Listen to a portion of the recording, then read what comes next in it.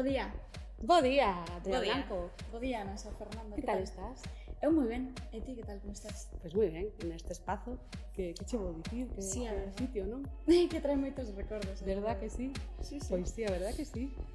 Vale, Pero bueno, máis... vamos rompendo o corta parede por hoxe. Rompamos corta parede. Veña. Bueno, pois, benvidos a Dima Creo. E hoxe vamos ter un programa moi especial. Estamos un pouco emocionadas porque hoxe non estamos en Sala Ártica, como adoitamos estar sempre, que xa é como a segunda casa. Sí, non, hoxe estamos na Sal de Galicia, que para que non sepa é Escola Superior de Arte Dramática de Galicia. Que, bueno, é irónicamente onde nos atopamos por primeira vez, ti e máis eu, non? Sí. Bueno, como sempre andamos como pechando círculos en torno á escola. Sempre é un pouco así. Sí, ali empezou o matrimonio noso. Sí, E bueno, tamén moi vencelladas a Escola Superior de Arte Dramática de Galicia están as nosas convidadas de hoxe, non? Sí, hoxe connosco traemos a Butaca Cero, que eu creo que é unha das compañías cabeceiras, bueno, dando o noso panorama teatral galego neste momento. Pois sí. Son coñecidas por facer pezas moi reverentes, que non deixan indiferente a ninguén, moi innovadoras. Son o colectivo formado por Esther Carrodeguas e Xavi Castiñeira. Bueno, hoxe están que non paran, non? Non. Ademais, Esther, fai pouco volveu de México, entón... Sí, estivo en México, nada, hai pouquiño cunha lectura de Supernormales do Centro Dramático Nacional.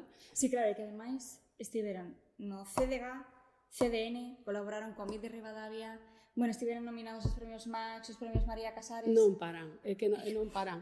No, bueno, tivemos a sorte que fixeron este alto para estar aquí hoxe connosco, así que por iso agradecémosllelo un montón. E tamén Salve! Galicia.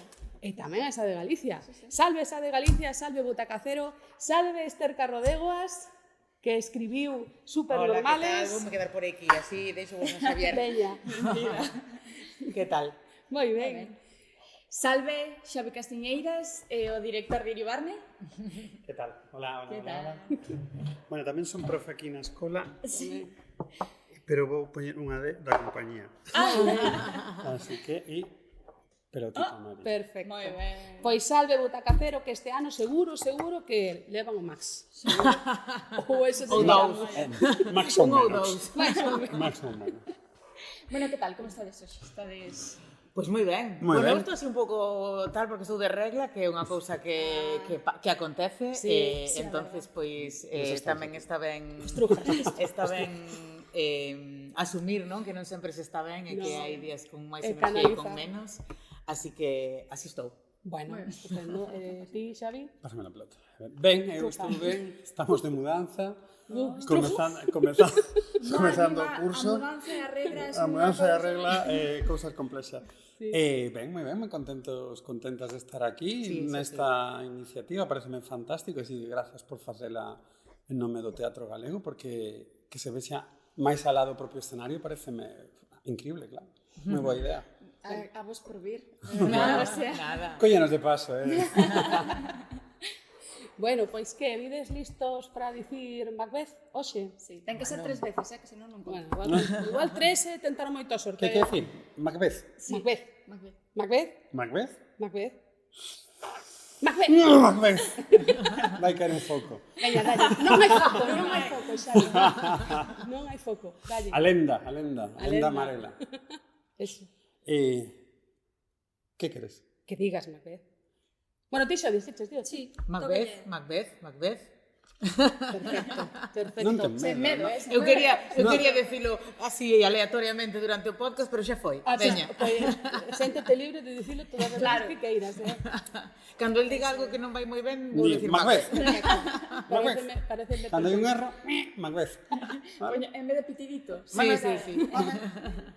Moi ben, pois falando de Macbeth, cal é o vosso personaxe favorito co que vos identificades? Non vamos xulgar a resposta. Vou contesto eu, que estaba mirando. Non é que sexa o meu personaxe... non me identifico con el, pero o meu personaxe favorito é Malcolm. Por un diálogo que ten. E que no que el di, que se empeza a comparar co outro... que está falando con outro e está dicindo que malo, es Macbeth, que malo. E ele dice, Malcolm lle di, non, eu son peor. estades loitando por alguén que é peor que el. Dice, non pode ser. E ele empeza a dicir, sí, eu son máis lujurioso, máis vicioso, incluso é bo que sexa Macbeth o próximo rei e non eu. E empeza como a revelarse el mesmo e outro, non pode ser, non? E de feito teño aquí, saquei curiosamente, porque chega a decir, pero abundan en min todas as variedades posibles no crime, cando de formas varias o executo. Si tivese poder, vertería no inferno o doce leite da conciliación, provocaría o caos na paz do mundo, destruindo o equilibrio da terra. E Macduff Escocia, e outro dice, no, creo que me he equivocado. Entón, empeza a revelar a súa verdadeira esencia e dase de conta que, claro, van a seguir a un tirano moitísimo maior que o propio Macbeth, que é algo que colle Ionesco e o fai elemento central no seu Macbeth, que é unha peza moi, non sei se a coñecedes, que non está moi feita, creo que a última vez fixos en Cataluña, no Teatro Nacional de Cataluña, e é que incluso Lady Macbeth é unha das bruxas. É moi curioso, é unha versión surrealista do propio Macbeth, e me parece que é un texto fantástico que hai que descubrir. Pero a mí encantame ese momento en el que o personaxe di realmente como é e que todo o mundo está seguindo ao rei equivocado. Iso entronca un pouco con algúns teóricos que, defendendo un pouco pois o papel de Macbeth e Lady Macbeth, falaban de que igual o que estaban facendo era evitar unha guerra civil en Escocia que se podría ter producido outros irmáns e que sería tanto máis cruenta que aquela. Absolutamente. Sí, isto era simplemente unha sucesión por sangre, pero unha sucesión. En el fondo, que é mellor? Un asesinato regio ou unha guerra civil? Exacto. Aí queda. Pois, seguindo un pouco por aí... Non, Esther. Claro, certo, sí. Pois non sei, cando comentachedes que falaríamos de Macbeth, para min, xusto neste momento, por cousas que están pasando na miña vida, na miña cabeza, no meu pensamento, pensaba en todo, na importancia da ambición como motor e como destructor, que xustamente fala diso a peza, e nós que somos tamén creadores e creadoras, e que a ambición é un motor que nos move, que finalmente queremos chegar, queremos ter bolos, queremos estar nun teatro porque nos gusta, queremos, e incluso que é un motor de envexas tamén, mira quen está aí, eu non estou, o sea, como que porque todo isto, gústenos ou non, perténcenos, non? E que a ambición non deixa de ser un motor e un destructor porque non ten medida. Nunca é suficiente. Cando esteas nese teatro quererás estar noutro, cando teñas 20 bolos quererás ter 40 e entonces quererás, non? E entón hai algo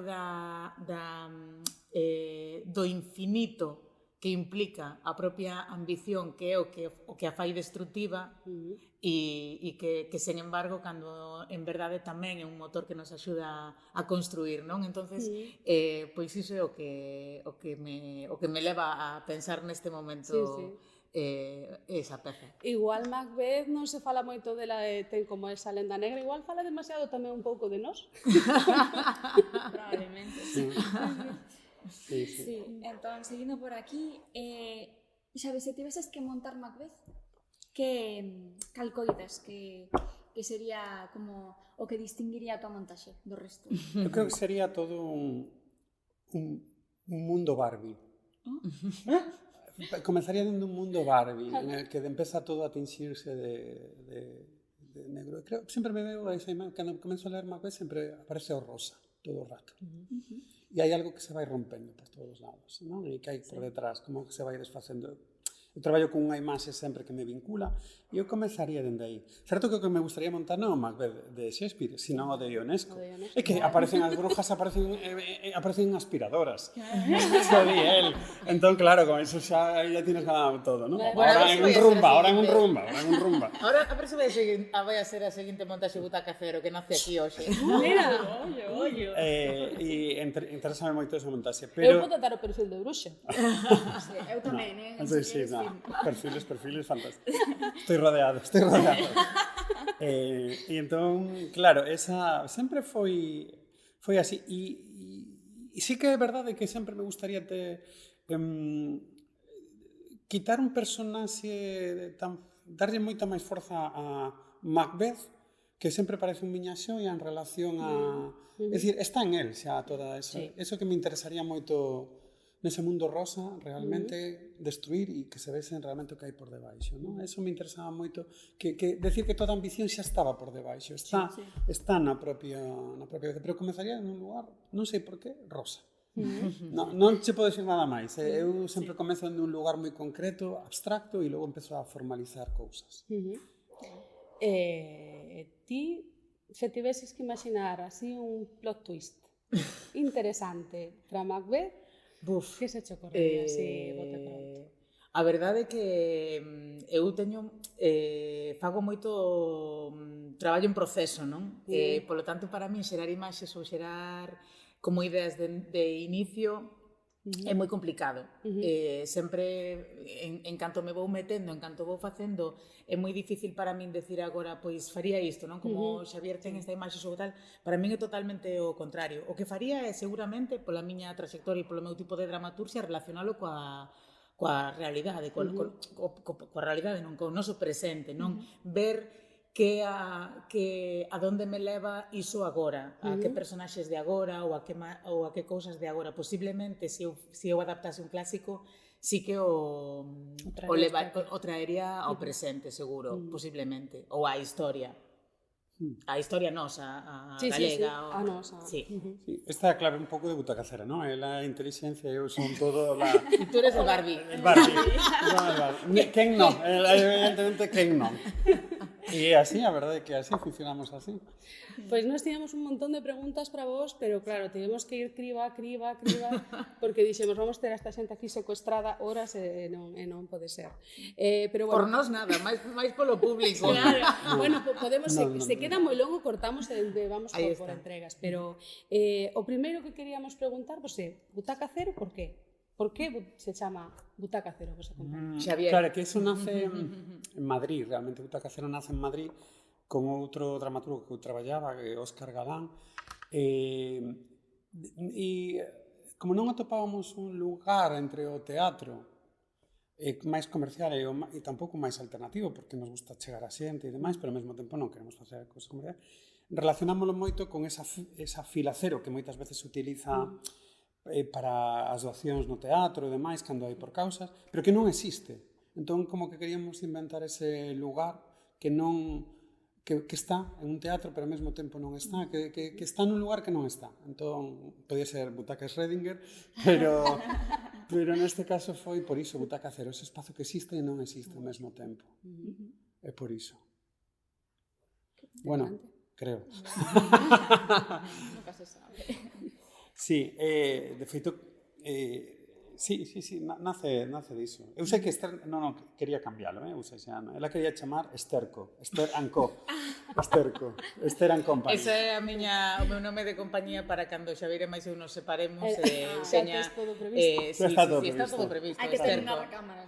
Aparte, Esterco sempre me parece un nome maravilloso, porque é irónico. Unha merda de compañía. É irónico e é un sitio onde medran as cousas da merda, non? Eso me parece fantástico, me parece fantástico como concepto. Entonces, en canto Xavier e máis eu xa non teñamos un proxecto común, será Esther and Co. Pero non me preocupa. Dependendo de cantas veces diga hoxe Macbeth Esther, máis ou menos preto estará Esterco, non? Aí veremos. Bueno, cal foi o voso motor? Cando vos xuntastes como compañía, cal era un pouco a visión que teñades e os vosos obxectivos?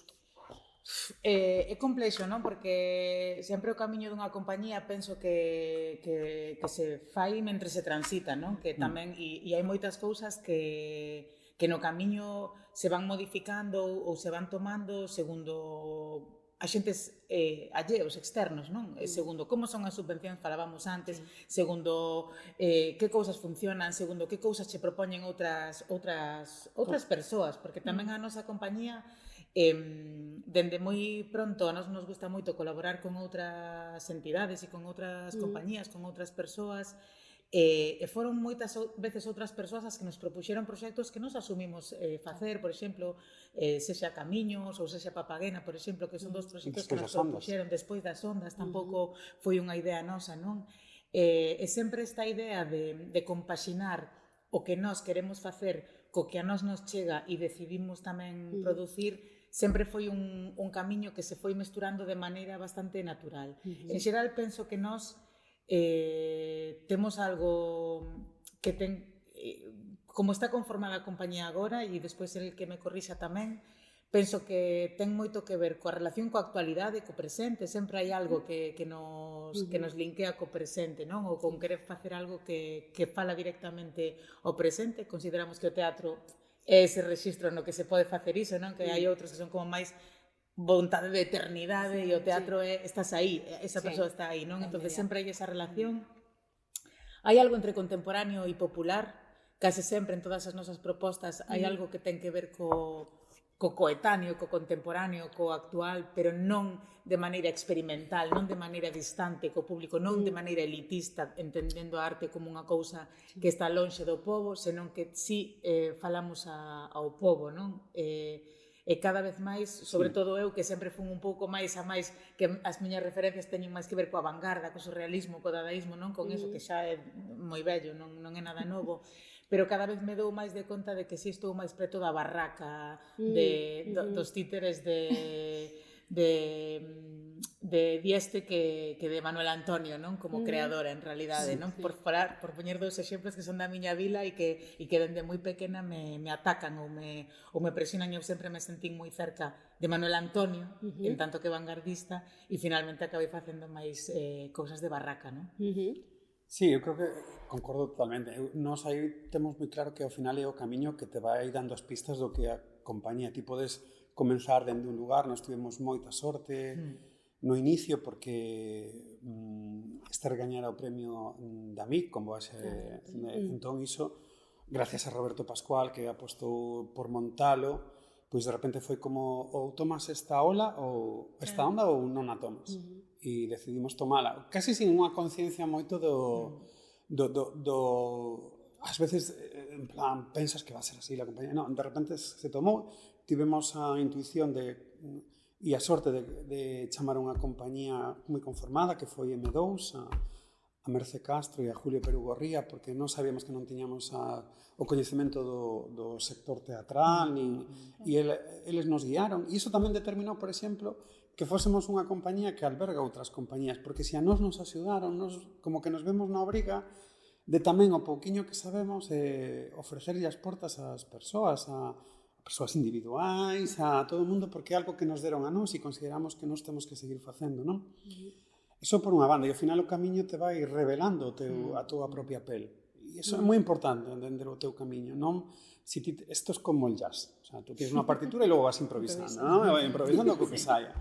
Pero eso foi o que determinou moito. E logo, outra cousa que di para nós é moi importante, cando definimos un proxecto, é canto do proxecto ten o público cando entra no escenario.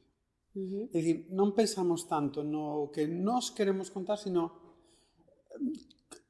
como queremos que canto ten ese público que entra para ver o espectáculo. Por exemplo, cando fixemos Camiños, todo o mundo ten unha idea de Galicia, non? Entón, realmente aí foi como, wow, é un tema que sí, todo o mundo vai traer algo dentro. Iribarne, todo o mundo tivo unha anécdota con Iribarne, ou coñeceu, ou demais. Entón, é como que o público entra con algo xa do espectáculo. E iso nos axuda moito a construirlo. Pensamos moito no público, non para darlle, para facelo fácil, sino realmente canto ten o público. Non? Algo así un pouco. Pensamos moito niso. E por aí? Por aí. E logo nos conforma moito a xente coa que traballamos. Moito. Iso sempre penso, en xeral, en todas as compañías, non? Nos non somos unha compañía efectivamente, non? Somos unha compañía pequena, somos nós, en realidade como 100% compañía son eu, porque el ten o seu traballo externo, non? Digamos que a única que traballa, digamos, 100% para a compañía son eu, non? Entón, somos un núcleo creativo, pero moi núcleo, e que nos arrodeamos de persoas e moitas veces diferentes. Non adoitamos traballar coas mesmas persoas, tamén porque facemos proxectos tan diferentes que se necesitas un acróbata, colles un acróbata, se necesitas unha actriz de texto, colles unha actriz de texto, se necesitas un músico, pois chamas a Berto, pero se non necesitas ese tipo de música, pois chamas a outra persoa. Quero dicir que e si intentamos ser moi honestos cando chamamos os nosos colaboradores, decir, que necesita este proxecto, que nos está contando, que nos está dicindo, e somos moi respetuosos cos propios procesos e cos propios proxectos, non? A min iso gustame moito e moita xente me di, non che costa nada cortar, por exemplo, os teus textos, non? Pois ao mellor, pois a veces sí e a veces non. A veces cando un director me di, por que non cortamos isto? Digo, pois podemos cortar iso e tamén isto, porque xa me dou conta de que unha cousa é escrita, outra cousa é o posta en escena, tal, non? Como non teño, sempre que sexa a favor do proxecto. Nós sempre somos moi a favor do proxecto. Oye, isto vai a ser así e, nos encantaría traballar con non sei quen, pero en verdade pensamos que o mellor perfil é este e aínda non o coñecemos moito, pero como que sempre estamos pensando no mellor para o bebé.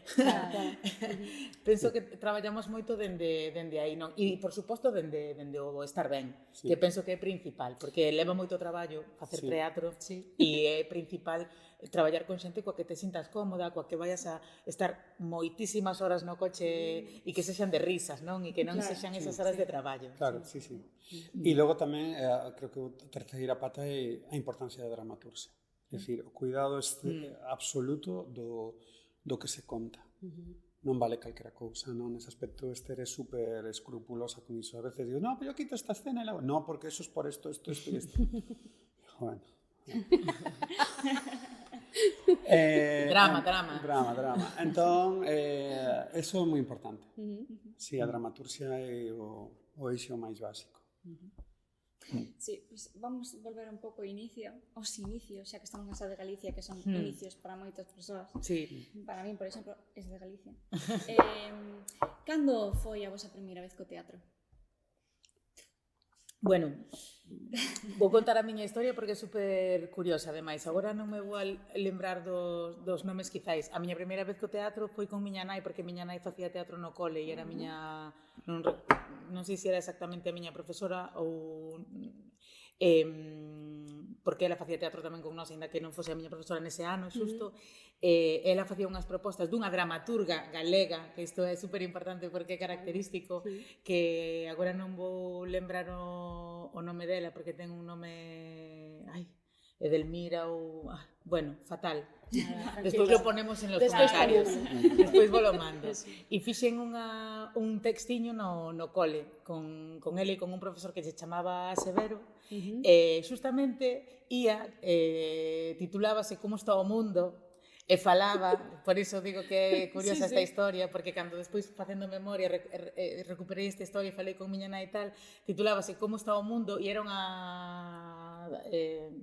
unha tipa neste caso que iba penso que era un tipo na obra, pero que ao final a facía eu, entonces era unha tipa que iba á cidade e reflexionaba sobre o custo dun café que lle cobraran tantos reais ou tantos o que fose por un café e que tiña aquel café que na súa vila costaba tanto, non? E se sorprendía das cousas do mundo e do salvaxe capitalismo que abordaba, non? E entón sempre me fai gracia esta pequena historia, porque penso que continuamente eu fago obras que se poderían titular Como está o mundo, non? De que cousas me sorprenden. Claro. Si ves supernormais, por exemplo, como está o mundo, pero como pode ser que isto sexa así?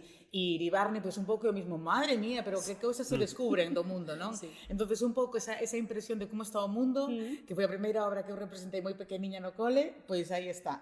Todavía permanece. É que son moi vergonzosas as miñas primeiras experiencias. Como espectador foi horrorosa. Porque eu fui a primeira vez que me levaron a un teatro... Esa historia é boa. Levaron a un teatro foi a ver Yerma, do Centro Dramático Galego. E eu era a primeira vez que fui, entón de repente vexo no escenario unha tipa que está dicindo estou murcha. E eu, que vergüenza, que se calle, por favor. ¿Por qué cuenta sus problemas? E foi como super vergonzoso. E esa foi a miña primeira experiencia como espectador. E este teatro non me gusta nada. Pero foi darme vergüenza o que está dicindo. Pero por por que fala das súas cosas aquí diante de todo o mundo? E foi moi raro. E logo como... E todavía máis vergonzoso foi como entrei no mundo, porque foi por celos, por ciúmes. Porque eu tiña unha moza que facía teatro e me contaba e dicía, ui, aí se tocan mucho. E eu entrei na compañía como técnico para darlle o play. En plan, bueno, a ver, yo le doy al play, no os preocupe, porque además era de casetes e todo eso. E eu entrei como técnico, era unha compañía de Coruña que había xente como Carlos Sante, xente que estaba en manicómicos e demais. E Catrabucha chamábase, e eu día ao play. E vixiabas. Que pasa aquí? E foi como... sí, podo recoñecelo. Non pasa nada, quero dicir. Home, Non pasa nada, que ser honesto. recoñecelo é o primeiro paso de construirse. Me encantaría ser máis metafórico, algo me llegou a mí, como Leonardo da Vinci, que le llegou un águila cando era niño, no. Pero non, foi todo o contrario. E eu en ese momento, tamén estaba estudiando casi como filoloxía, e en ese momento, pois, como que mesturei eses dos mundos, e eu empecé como actor, era moi malo, era actroz, de lo malo que era, e a partir de aí, pero foi por fiumes, nada máis. Si a mí o teatro non me gusta, que a mí o que me gusta é ensaiar. Mira. Sí, entón, foi xusto por este momento ou tivechedes outro que vos dixe, me teño que dedicar a isto, sabes? Foi este ou foi outro momento? No, para min totalmente non, porque esa experiencia foi puntual, e despois sí que miña nai sempre recorda que como que ela se quedara impactada do que a min me impactara actuar. Como que ele decía, ela facía sempre teatro cos alumnos e nunca ningún alumno nin alumna decía, ai, Dios mío, non sei que, e eu era como, o sea, como que, pero isto é un recordo que eu non teño, que é un recordo que me contou miña nai, non? Pero eu moito máis tarde, xa con 20 e pico anos, que eu traballaba en audiovisual, era técnica en audiovisual, montadora, xonte de cámara, o sea, tiña toda a miña carreira profesional centrada no audiovisual, na televisión, series, tal, un pouco outro mundo, e sobre todo porque estaba detrás da cámara, non? E nunca pensara estar diante.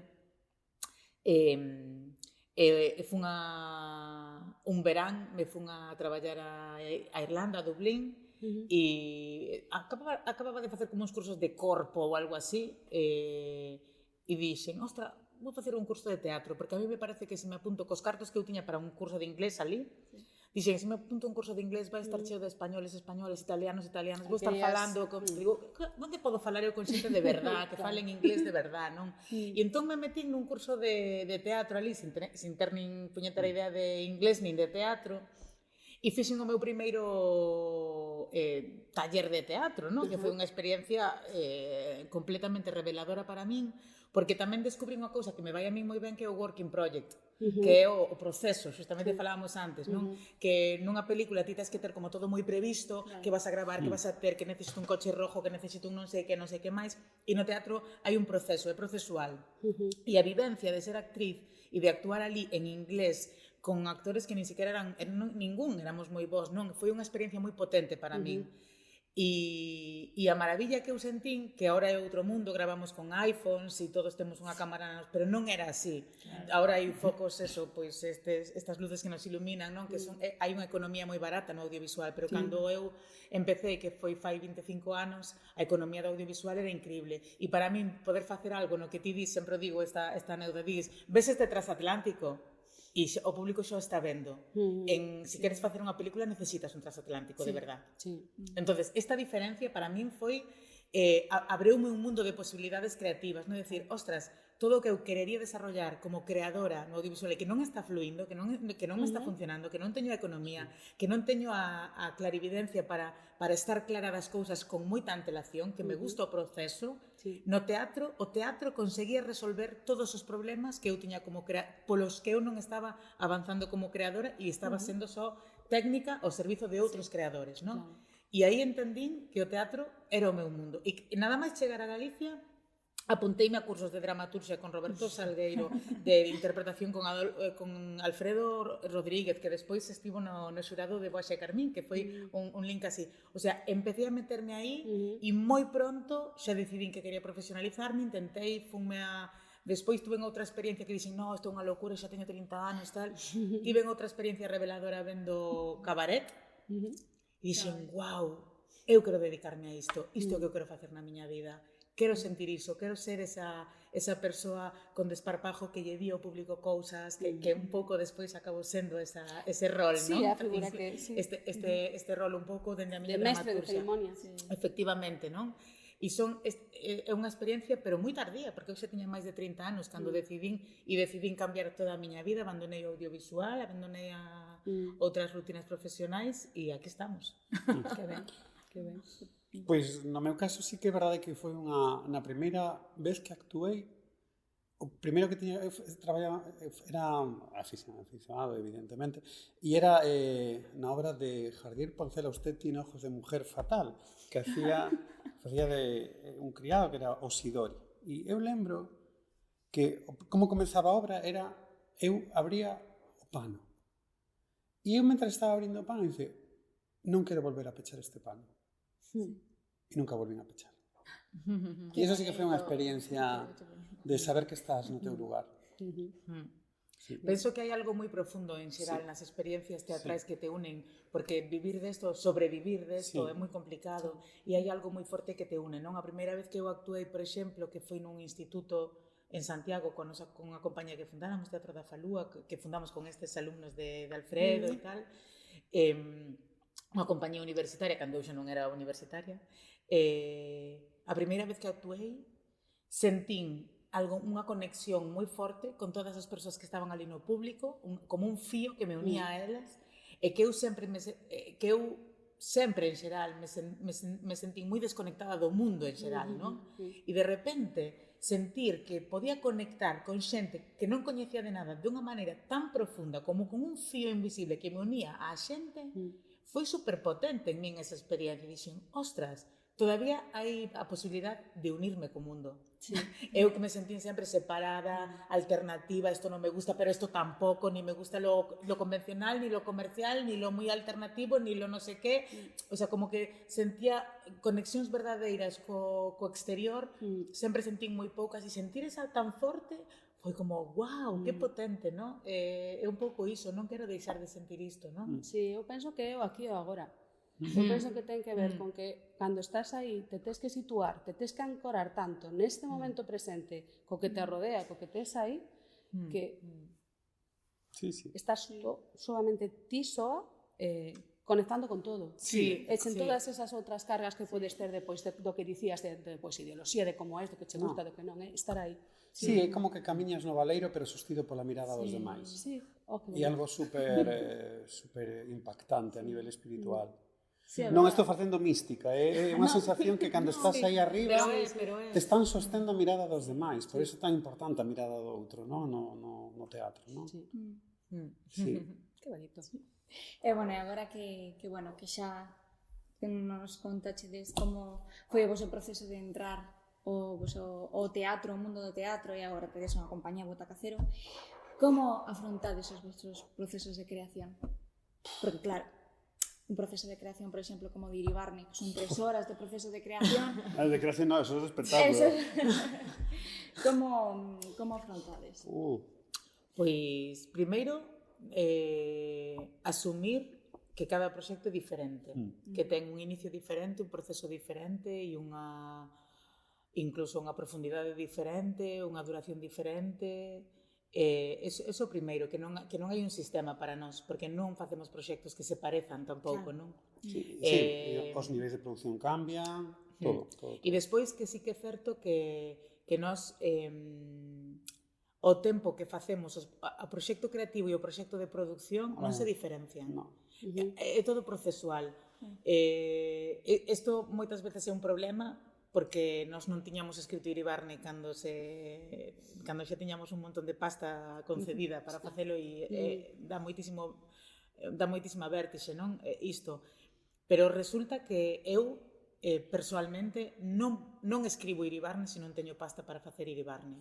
Isto é unha cousa, unha lógica que non é habitual, pero para min unha cousa é investigar sobre un tema que me interesa. Toda vez que eu decido que me interesa un tema, podo lerme 4 libros sobre un tema e xa está, me leín os 4 libros. Pero sistematizar iso, os tantos libros que eu me lín e tantas cousas, nunha peza de teatro de 3 horas para que iso non se materialice, ese traballo eu non estou disposta a facelo. Eu estou disposta a facelo toda vez que xa conseguí unha coproducción co Centro Dramático, xa conseguí unha subvención, xa conseguín isto, xa sei que teño uns cuantos bolos vendidos e isto vai a ir adiante. Porque non son obras de teatro, este tipo de obras de teatro, que eu escribiría porque sí. Porque pode ser que eu me documente porque sí, porque podo ler un libro sobre, digo, ostra, pois Fraga, tío, interésame, non sei o suficiente, vou ler un pouco o cotillo da súa biografía. Isto me pode levar 2 semanas, un mes, claro, pero 2 anos de investigación. Se despois non teño a pasta para facer o proxecto que eu quero, eu non estou disposta a facelo. Entonces iso moitas veces modifica, non? Porque a produción e a creación son parellas. Sempre están na mesa, no mesmo nivel. Sempre está no mesmo nivel. Non sempre, porque, por exemplo, agora estamos facendo unha cousa que primeiro se fixo o texto e primeiro tal, non? Pero de alguna maneira sempre está aí. Cando escribo, incluso cando escribo, se sei que o vai a facer a compañía, xa ten algo de forma, aínda que, pois, por exemplo, agora, non? Que imos a facer unha cousiña no Reina Sofía. Pois, eu sabía que iba a ser para unha sala de museo e, polo tanto, xa intento escribir algo que non necesite iluminación, que non necesite tal, que non, sabes, aínda que non sepa a forma concreta, pero si algo que posibilite iso. Supernormales, pois non iba a ser unha produción nosa e escribina a lo loco. Despois lela e dix, pero canta pasta fai falta para facer iso? Efectivamente, porque non o pensei. Entón, a produción é creativa tamén. Está operando de maneira creativa. Sí. E logo tamén é certo que os procesos de investigación destes son moi longos. Entón levan moito, ela non ten tantos textos escritos, non é como todo o mundo, pero envíame un texto, que non teño máis. Ela non fai un texto se non se vai facer no palco, a menos que faga para un premio, pero iso fai para algo en concreto. A min iso pásame que non podo enviar textos a premios porque non teño textos sen estrear, que a xente di, teño 50 textos no caixón, joja, o galla, eu tivese 50 textos no caixón, porque non teño ningún. Porque nos últimos 2 anos escriben Iribarne e no anterior Supernormales e Feminísimas, está todo estreado. Entón, ao mesmo tempo eu fago a produción, actúo, tal, non? Quero decir que non son unha persoa que estea ou que teña tempo para escribir. Efectivamente, e que me gusta o percorrido que teño, pero é certo que non teño esa de, pois das 10 cousas que teño no caixón sin abrir, que facemos este ano? É todo o contrario, sobre que investigamos, sobre que me poño a investigar para estrear dentro de 2 anos, non? Que penso que é un camiño completamente diferente, ao máis que é máis incómodo tamén, non? E logo tamén é certo que ela ten unha primeira idea e estamos afinando nese proceso, cada vez máis. Entón, ela, o que me contame esa idea e eu xa inmediatamente lle dou unha idea escénica. E ela como que se vai afinando no proceso, pero sobre todo o traballo dela de dramaturgia, ademais, non? Iribarne comezou iso cunha foto, non? Que me enviaches de Fraga, facendo así. O novo proxecto Butaca Serio. Como? Agárrate. Como eu a vi no móvil, cheguei a casa e dice, que te parece? Que este? Dice, no, sí, Iribarne, Fraga, que coincide cos 10 anos da morte. Bueno, vale, venga, va. E entón aí xa lle dixe, vale, pois entón, o xogo, a obra vai a ir, cando se poñen uns tirantes, va a ser Fraga, el que se lo quite ya non é Fraga. Inmediatamente, foi así. Xa lle dixen así, sempre así. O traballo é como unha intuición do tema e unha intuición escénica. E iso vai conformándolo, enfiando. Si, os proxectos que son máis nosos, digamos, feitos por Butaca Cero, non feitos por Esther ou por Xavier, sí que empezan a ter esta dimensión na que ele afecta moito a dramaturxia. Porque tamén cando fago un proxecto rápido no sentido de que non pode ser, pois está aí 4 meses parado e lo leo para ver se me gusta. Eso non vai a suceder con Iribarne. O último día se estaba escribindo, non tiven tempo de decir... A unha semana estrenar non estaba escrito todo. Entonces, cando non hai este tempo, a visión externa é a del. É como se, en vez de eu ler isto dentro de 3 meses, el leo, porque ten unha distancia, porque non o escribiu. Entonces son procesos que si están, a dramaturxia está modificada dende a escena. El dime, esta escena, Esther, o que conta está guai porque é o que queres contar, pero a forma non a vexo. Isto non é escénico, isto non vexo a maneira de calzalo. No, E entonces eu xa entendo que hai algo que non vai. A mí ten que entrarme polo ritmo da escena. Ela polo ritmo e o discurso. Entón, si isto sobra, isto así, non, isto así, isto rítmicamente non va a funcionar isto. E traballamos moito dende a sensación do ritmo e eso, do que se conta e o ritmo. Sobre todo o ritmo das nosas pezas é super frenético. Sí, bueno, vos que vichedes como... Sí, porque ela escribe así, entón, claro, non podemos a veces retardar, a veces escribe demasiado, na que teña unha boa a nivel versificación libre, porque ela escribe moito en verso libre. Claro, é moi bonito en verso libre paralelo, pero logo na escena non vai funcionar. Sí, é un ritmo frenético, pero o que atopo é que é un ritmo totalmente lóxico. Porque cando estás inmersa dentro Bueno, tío, vives, ritmo, ademais. claro, ves que o texto e a escena van así, clac, clac, clac, clac, clac. Entón, ti méteste e surfeas. Sí, hai un pouco esta sensación, eso é que mo di moita xente, non? Que é a sensación de entrar dentro unha vez que entras dentro do proxecto que navegas con el, non? Iso ten o risco do ritmo sempre louco, non? Da non parada, do non stop, Claro. do que eu me aproveito moitas veces como dramaturga, non? Porque moitas veces eu meto trampas que son conscientes, pero das que o espectador e espectadora non se vai dar conta polo propio ritmo. Claro. Entonces eu xenero unha espiral de pensamento na que como non tes tempo de xulgar o que eu che estou dicindo, estás crendo a trampa. O sea, estou che metendo na trampa e conducindo o teu pensamento, sin que ti polo camiño teñas tempo para xulgar a proposta. Que eso é para min importante, porque cando che dou tempo para xulgar a proposta é o final. Entonces ti vas, entras, e ao final dis, ostras, pero como non xulgaches polo camiño e criches todo, te metiches na trampa hasta o final, cando estás no final, de repente tes que xulgar moitas cousas. Fora porque do teatro. inclusive o teu pensamento durante a obra. Sí, Ese é un pouco o xogo das miñas dramaturxias, non? E para iso necesito ritmo, porque se paras, pensas. Entonces, o xente non pode pensar hasta este momento, hasta aquí non podes pensar. Porque para mí, noso teatro non remata o final, remata no bar. Claro. Cando comentas que a xente non se te gustou a obra, sino sobre o que conta a obra. Eso, para nós, eso é moi importante, non? E logo tamén outra cousa, que claro, Esther construe con dúas características de estilo moi concreta, na que a palabra, como en Shakespeare, por exemplo, en Macbeth, a palabra é escenografía. E se intentas impoñer unha escenificación a eso é moi complexo, porque entón retardas o ritmo. E en segundo lugar, que os seus personaxes non teñen subtexto. Todo o que pensan o din. Non hai subtexto en sentido que ocultará, non ocultará. Non, Esther non oculta. Esther expón, é un teatro expositivo, e non digo teórico, refiro, boom. Entón, que sucede? Con iso, claro, ti estás tendo unha parte moi activa de presentación de discurso. Entón, claro, iso xenera unha dificultade moi grande a hora de escenificar. Xente que vin escenificacións das pezas de Esther, que animo a xente a montalas, pero realmente cando intentan impoñerlle unha escenificación rompen el ritmo ou de repente poñen situaciones dramáticas con cosas que están pasando aí e non é unha situación dramática. É difícil de explicar, pero... Sí, porque a maioría das miñas obras en realidad suceden no teatro, non suceden nunha cociña ou na casa de alguén, ou suceden no teatro onde hai unha cociña, pero non nunha cociña de verdade, senón que o público normalmente pode ser consciente de que esos son personaxes, non son persoas, non te tens que facer a idea de que...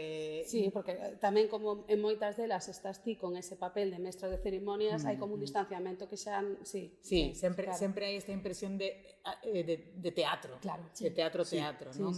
Nunca se xera esta ficción de estar dentro de la casa de non sei quién ou de escuchar a unha señora que te cuenta sus cosas. Saber que o público está presente, que te está falando directamente. E é un erro non aproveitar iso. É moi importante saber que o espectador está aí, que lle estás falando aí directamente. Como en Shakespeare. En Rei Lear. Bueno, xa falamos de que todo o proceso que é moi complexo, non? A hora de facer unha obra, e hai que facelo todo, porque claro, non vas quedarte só con unha parte, pero vou a preguntar que cal é a vosa parte favorita e a menos favorita que tedes dos procesos de creación? Bueno, en sí, dos ensaios, incluso de actuar, non sei. Para min a menos favorita son os problemas humanos que se dan en todo o proceso creativo. Son moi duros. Porque de repente xera unha atmosfera rara, por unha mala comunicación, por non entendimento, e é super desagradable estar nun espazo no que existen esas tensións, nun espazo creativo. Porque existen. Ou non te entenden, ou ti non entendes, non eres capaz de axudalos, entón, eses problemas sempre os hai. Logo, esquecémolo porque é como os partos, non? Aí, que bonito el niño e olvidamos todo, pero existen. Non digo, e polo xeral, os proxectos non son malos de estar, pero o problema é que sempre en algún momento hai algún problema, xa a nivel non só cos actores e actrices, sino coa escenografía que non chega, hai problemas sempre hai problemas. E iso é o que peor levo, verdade? Todo o humano nese o que implica cando hai tensións. A mí gustame estar en ambientes agradables, porque me parece que xa é bastante precario todo o resultado económico, como por encima hacerlo precario a nivel humano. Entón, cando os procesos se convirten en algo complicado, é moi duro, eso é o que peor levo. E logo o momento favorito, cando encaixan as cousas. De repente non sabes por qué, pero algo fai, pac, e empieza todo, clac, clac, clac, clac, clac, clac. Isto funciona. ¿Cómo lo he hecho? ¿Cómo lo hemos hecho? Non sabes. E de repente hai algo máxico que engarza todo, que só é ser ao final coa mirada dos espectadores, pero sobre todo que sabes que vai enganchar.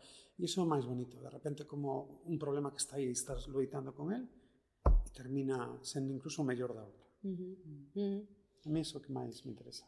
Eu, a nivel xeral, como teño un espectro moi amplio de cousas que fago dentro da compañía, penso que o que máis me gusta en xeral é escribir.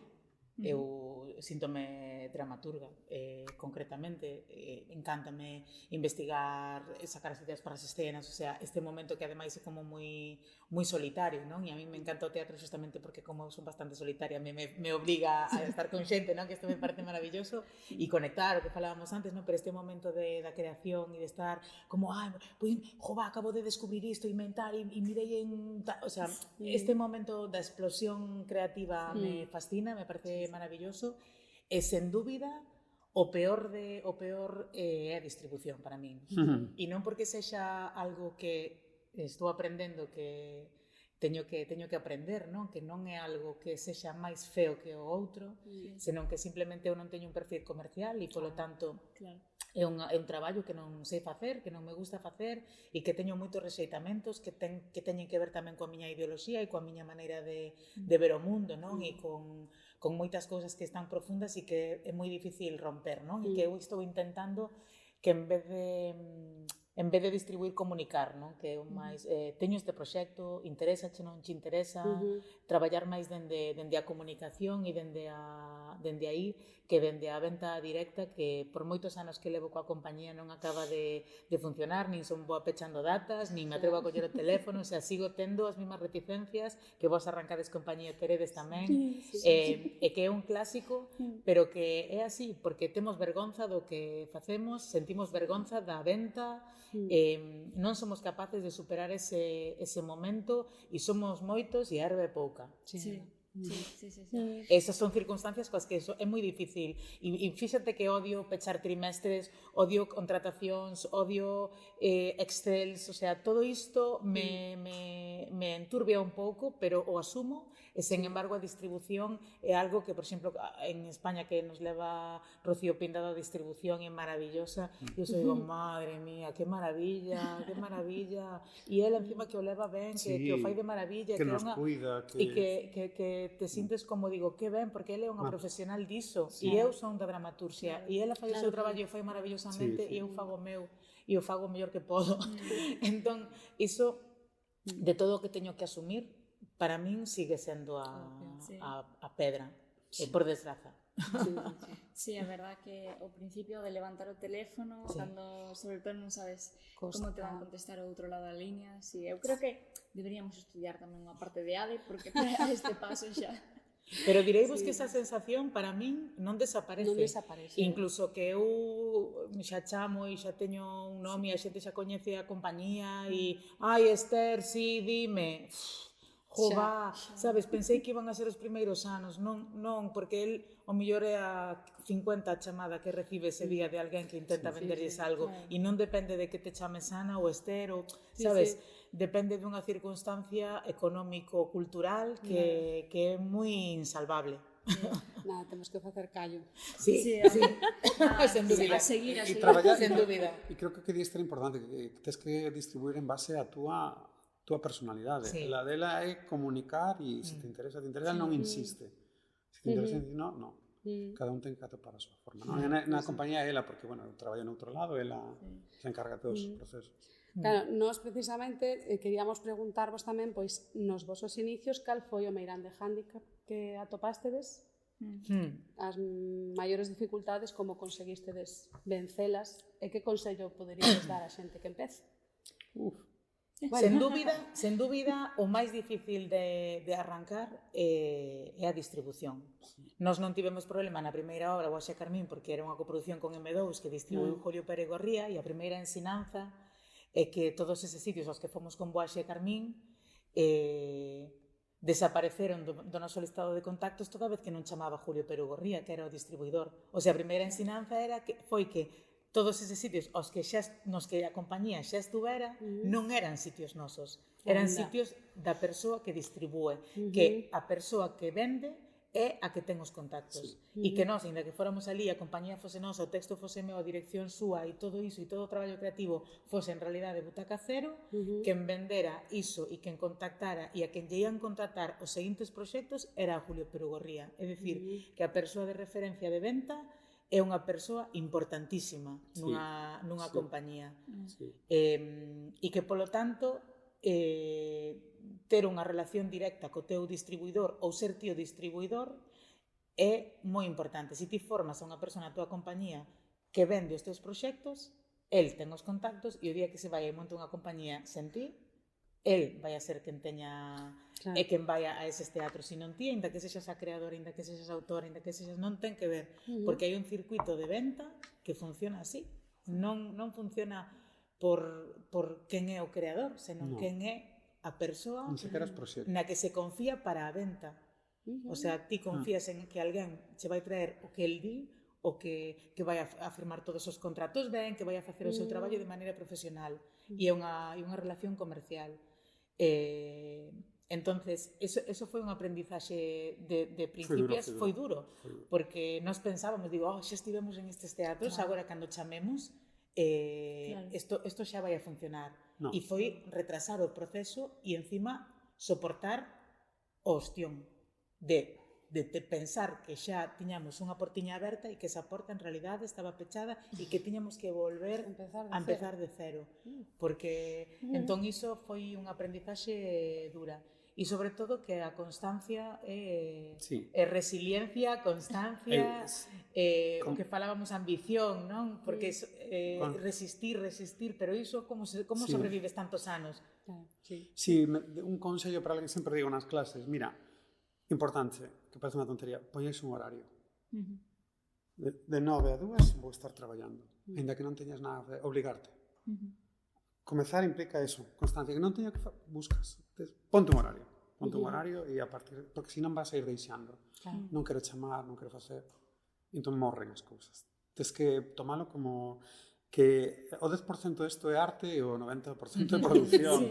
Producción. Sí, por iso tamén eu insisto moito en que tanto a produción como a distribución facelos integralos dentro da creación. Porque moitas veces cando os proxectos non están construídos, por exemplo, se eu vou falar, pois imagínate, as primeiras reunións que eu tive sobre Iribarne, non? Nas que era unha idea, un cartel, cero. Pois estou pensando en facer isto e tes unha reunión, pois imagínate, con Fefa Noia e Alfredo Sanzol e Alfredo di, hostia, pois que boa idea, e pensaches nisto, e iso está construindo e en realidade ti vas a unha reunión de venta pero él está che dando Sí. ideas creativas. E isto sucede con Alfredo Sanzol, evidentemente, porque é un O director e un director do dramaturgo, Centro e un dramaturgo Dramático importante que Nacional. pode dar ideas importantes, pero sucede igual en calquera concello, porque ti vas con calquera concelleira de igualdade a venderlle Feminísimas, por poñer outro exemplo, e ela che pode dicir, pois non sabes o que me pasou, que tal e que cual, e por que non faz isto, e por que non pensas isto? Quero dicir que calquera persoa é susceptible de darche ideas, e sobre todo eles que están nos teatros e que viven nos teatros e que viven e que teñen relación co público, si ti entendes a distribución e a creación e a produción de maneira creativa, na maneira en que iso che poida aportar algo e non solo sexa un lastre dentro do teu horario, penso que é interesante. E despois outra cousa, unha recomendación que Xavi sempre fai e que penso que é importante, que si te ves na vida facendo outra cousa, faina. Porque isto leva moito tempo, come a vida e é moi difícil. Simplemente penso que non chega todo o mundo a vivir da creación, nin do teatro, nin da música, nin de ningunha creación, non? Pero as persoas que chegan posiblemente non vían outra solución. O sea, vémonos abocados a isto. Si ti ves outra... Pois se non fose actriz, sería enfermeira. Opta por enfermería, porque vas a acabar aí máis tarde, é mellor que xa decidas agora, porque se xa ves outra opción, esta posiblemente sexa máis difícil. Non que non te vesas posibilidade de facer cousas, sino é que non te veses non facendo isto, que é distinto. E logo tamén nos unha outra cousa que me parece importantísimo, que hai que, por lo menos nos así pensamos, que ás veces hai que perder para gañar. É moi importante, dices, vale, perdo agora, pero vou gañar isto. A mí, por exemplo, o feito deste podcast, ou decir, vale, que gañades vos agora? Parece que perdedes tempo, esforzo, pero non, pode estar gañando un nome, un referente, dicir que é importante para o teatro, é dicir, cousas que gañades en valor simbólico, por exemplo, e iso os construe. Entón, parece perder para gañar, non só a nivel material, non? E me parece moi importante iso, ter eso, sabendo que é unha carreira de longa duración, que ás veces vai ir ben, vai mal, agora nos está indo ben, agora, pero eu que sei dentro do próximo semestre, a ver como nos vai, non o sei. Pero é importante iso, o que estes consellos así. Sí, e que ir ben e ir mal Sí, sempre é é relativo. É moi relativo. Porque, por exemplo, o ano pasado para min foi un dos peores anos da miña vida, porque foi un estrés brutal, pois o produtor de Iribarne pois marchou da compañía por circunstancias que non veñen agora ao caso no inicio do proceso de ensaios, co cal eu asumí moitísimo, pois acabei de saúde mental bastante ao límite e, sen embargo, a impresión é de éxito total. O sea, fora é o éxito. E na túa casa pode ser terrible. O sea, eu estive en 3-4 meses dicindo solo quero pechar a compañía, solo quero pechar a compañía. Levantábame e decía, hoxe vou descansar ben e mañan vou ter ganas de ter unha compañía. E non sucedía. Digo, no, outra vez non quero ter a compañía. Entón, dicir que o éxito e o fracaso son sempre cousas que están e agora, por exemplo, dis, ostras, pois esta temporada ven con bastantes bolos, con bastante traballo, parece que vai acabar ben económicamente o ano. Pode non suceder. Pode un actor romper unha perna, non te xira e tes que cancelar todos eses bolos, o sea, quer dicir, todo pode pasar, nada está garantido. Isto nada está garantido. Tes unha xira e tes que ir 2 días antes, co cal se multiplican os custos. É dicir, ti podes pensar que a nivel como dicilo, non sabes. Que a nivel do que ven os demais, dices, que guai, mira, están nas feiras, pero todo iso implica tanto traballo que iso pode ser incluso unha ruína. Se pode morrer de éxito todo o rato. Ou non ter a póliza de crédito axeitada. Eu teño que ter unha póliza de crédito para a miña desgraza, porque para a miña desgraza e para a graza da xente que cobra a fin de mes, porque a xente gusta lle cobrar a fin de mes. Adoita gustar. Tampouco queres comer todos os días. Si te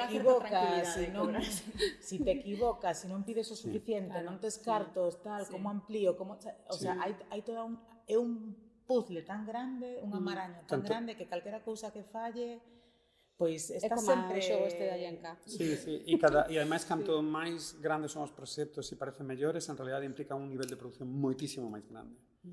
O sea, a mellor a nivel económico, Esther co monólogo de Delgada pode gañar casi tanto que un Iribarne. Totalmente.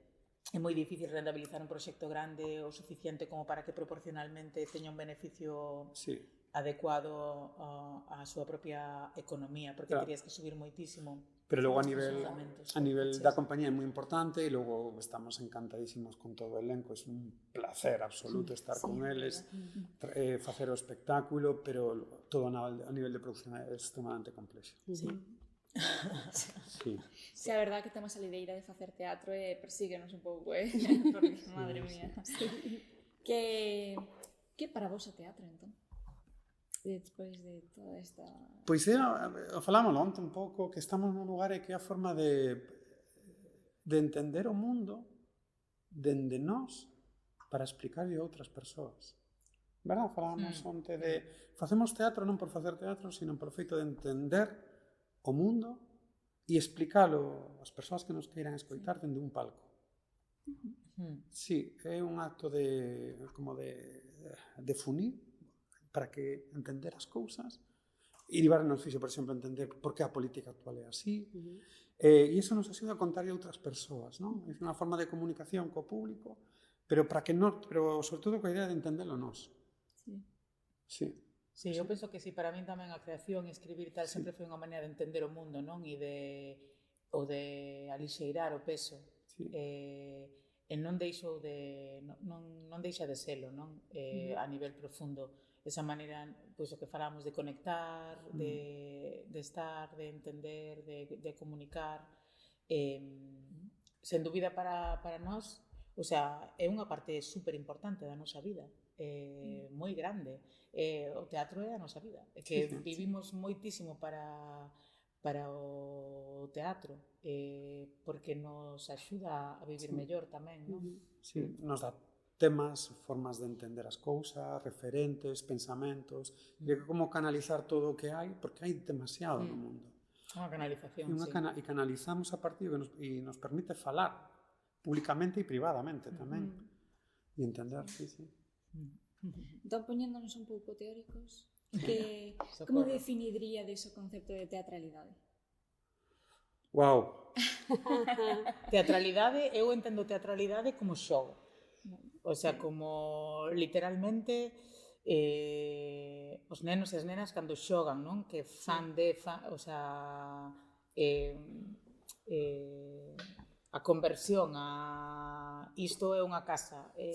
Todo o que ten que ver co xogo das cousas que non son o que son, ou que son o que non son. E todo isto que ti pos sobre a realidade de maneira lúdica, de xogo, penso que é o que é a teatralidade, non? Pois ora son un monstro, ora son unha xirafa, todo este xogo é o que eu entendo como teatralidade, que despois é aplicable de moitísimas maneiras, non? Mais ou menos serias e máis ou menos o que sexan profundas, pero a teatralidade para min é iso, o xogo da conversión. Sí, bueno, para min ten que ver sobre todo coa convención aceptada do que mira, da persoa que mira. De feito, teatro ven de teatrón, que é lugar en onde se mira, non? Ten que ver tamén non só coa forma de facer, sino coa forma de que... Porque ti como neno podes estar xogando só, e eu son o que dice, monstro e jogo a ser un monstro. Pero no teatro hai alguén que te mira entrando na convención de que ti es un monstro. Ten que ver moito máis coa mirada externa que co que fais. Porque ti cando fais ante outro sabes que hai outro que te está mirando, porque ti cando estás ensaiando só non é a cousa peor que ensaiar sós, porque non existe a mirada do outro, non? Simplemente por iso justifico a existencia da dirección, non porque sean mellores ou peores, non? Pero realmente ten que ver coa mirada do outro. E bueno, e logo tamén podes lanzar todos os códigos que se empregan, pero sobre todo é esa forma estracotía da mirada, que se dá entre o pacto entre o que fai e o que mira. Sin pacto non existe nada, non? O sea, eu podo estar mirando unha persoa que está mirando o mar e iso non necesariamente é teatro. Estes días estamos reflexionando, bueno, eu personalmente estamos dicindo, bueno, ponme esta pregunta. A famosa frase de Peter Brook, hombre camiña no espacio baleiro mentras outro observa, iso que necesita para hacer. E eu digo, vale, pero si aparece un robot diante dunha persoa que mira, iso é teatro. Si hai un robot que está mirando unha persoa que actúa, iso é teatro. Un robot ante un robot é teatro. Quer dicir, que cada un responda a esa pregunta, ¿no? A esas tres preguntas realmente. Mira, y a mí a que me queda Podedes contestar. en los comentarios un robot ante un robot de teatro, un robot actuando frente a un público, a un espectador de teatro, espectadora, ou un robota ante unha persoa que actúa de teatro. Que sería o teatro? Abrimos melón. No, é algo que está aí, además estamos no século XXI. Peter Brook, por sorte, non tivo que enfrentarse a esta Claro, pregunta. Non, será un libro sería máis largo. O hombre camina un espacio cibernético. Entón, iso para min é sobre todo a mirada. Esa mirada extracotia. E ademais desenvolvese non só nese espacio mental, o que di Esther, non simplemente que o cine necesita esa realidade, outro é outra cousa. Outra cousa, desenvolvese noutro espazo. Entón, bueno, aí, para min está aí. A reflexión. Pois sí. Que vamos, intensitos? Sempre somos. Somos unos intensitos. Temos que ser un pouco intensitos. Estracoteas. Estracoteas. Como dicías. Desde a vosa perspectiva, que pensades que aportades vos de distinto ao teatro galego ou que pensades que lle pode faltar o teatro que se fai en Galicia? Puf. Hai que ter cuidado con esas preguntas e a arrogancia que implican. Claro. Porque para min penso que é arrogante pensar que nós aportamos algo ao teatro galego que non estivese aí de antes, porque hai moitísima xente que fixo cousas, nos reflexionamos moito sobre isto, Xavier e máis eu, moito máis interesantes das que nos facemos cando o sistema era outro, cando se podía facer Fassbinder, cando se podía facer propostas que agora é moi difícil de facer. Que compañía actual pode facer realmente un Shakespeare? Pois Teatro Atlántico, Teatro Noroeste, todas estas facían. Por poñer un exemplo, é dicir, cuidado, que ás veces vemos todo o pasado, e se miras o pasado do teatro galego, fixéronse cousas que no seu momento eran moi potentes, e agora somos compañías, creo que bastante máis febres en certos lugares. Eugenia Miula, claro, penso que isto sí que lle falta ao teatro galego e recoñecer o que se facía antes. Non tanto iso, o feito do repertorio, o feito desas pezas clásicas, que ao final canta peza clásica. Por exemplo, por poñer un exemplo, un teatro de repertorio, un Heiner Müller, un Máquina Hamlet. Como vendes unha máquina Hamlet a día de hoxe? Claro, que eu penso que iso sí que falta. Recoñecer o que se fixo, por suposto, pero recoñecer que iso falta. E ser capaces de construílo dende o sistema actual, direi, post-2008, que é no que nos convivimos, porque temos a compañía moito despois desa crise que desestabilizou a economía da arte e da cultura na Galiza, non? E penso que iso sí falta. Falta que se diga, ostras, pois este Romeo e Xulieta con respecto ao que se fixo no 93 pasa isto, pasan cousas, non? Este Ionesco, cando se fixo, onde vai que non se foi un Ionesco? En Galicia, en galego, non? Entón, iso penso que falta e non vexo de que maneira nós o vayamos a solventar. Penso que máis que decir que aportamos nós é que non somos capaces de aportar. Eu creo que hai moito creador e creadora individual moi potente, pero que o sistema, o sector teatral non está o terreno abonado para que poida crecer certas cousas. E iso é o problema. Entón, facemos a nosa voz individual, pero realmente o sistema non aporta esa variedade de arbustos, flores e demais. E creo que aí é un problema. Por iso non creo que nos poidamos aportar máis que contamos, pero eu penso que como artistas aportamos a nosa individualidade, porque é implícito, é implícito e sobre todo que é necesario, non? Para ser un creador distínguese, outro día falábamos, Xavi poñía un exemplo que non sei de quen era, isto como que a ciencia se non o descubre un o descubre outro, non? Pero artistas temos a nosa individualidade e somos particulares, non? Había unha persoa que decía que me parece unha reflexión que cando Darwin estaba falando da teoría da evolución, había outra persoa que 3 meses despois falou diso. É dicir, que dúas persoas de ciencia chegaron ao mesmo resultado no mesmo tempo porque estaban as condicións. Pero el decía, si a 9ª sinfonía podría tela feito outra persoa que non fose Beethoven. Non. Porque algo depende da singularidade desa persoa. Sí, É verdade que está influído polas Claro. cousas da época, pero hai a individualidade. Nos aportamos a nosa individualidade, pero no sistema ou no sector teatral galego creo que falta esa Sí, potencia eu non penso que que nos existía sexamos antes.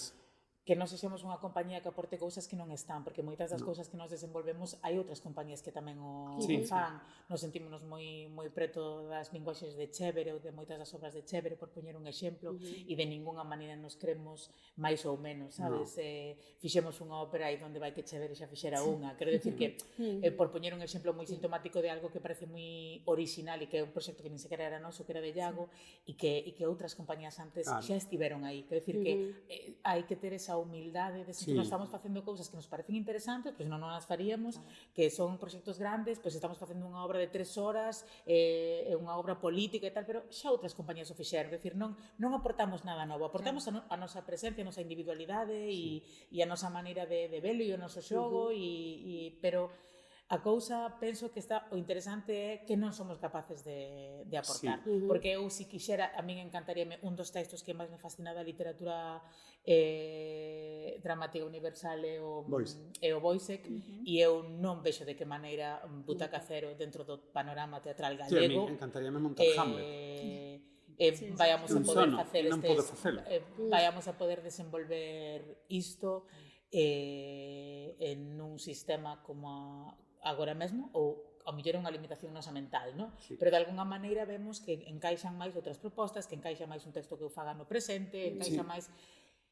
E isto é o que no que penso que temos que fixarnos, non? No que falta máis no que nos aportamos arrogantemente. Sí, además a nosa compañía está roubando de todas as demais compañías, porque é evidente. Bueno, todos os creadores. Claro, por exemplo, despois das ondas nace porque existe un cine masticado, por exemplo, que fixo ou artesacía, quero dicir, é dicir, nós estamos sempre moi abertos a todo, non me interesa tanto os estilos como si as linguaxes, e estamos sempre mirando moito teatro, non para iso. Sí, nos vemos moitísimo teatro, vamos fora, aquí controlamos o sistema. Probando no bo sentido da palabra, non? Sí, vai permeando. Claro, entón iso é fantástico para nós.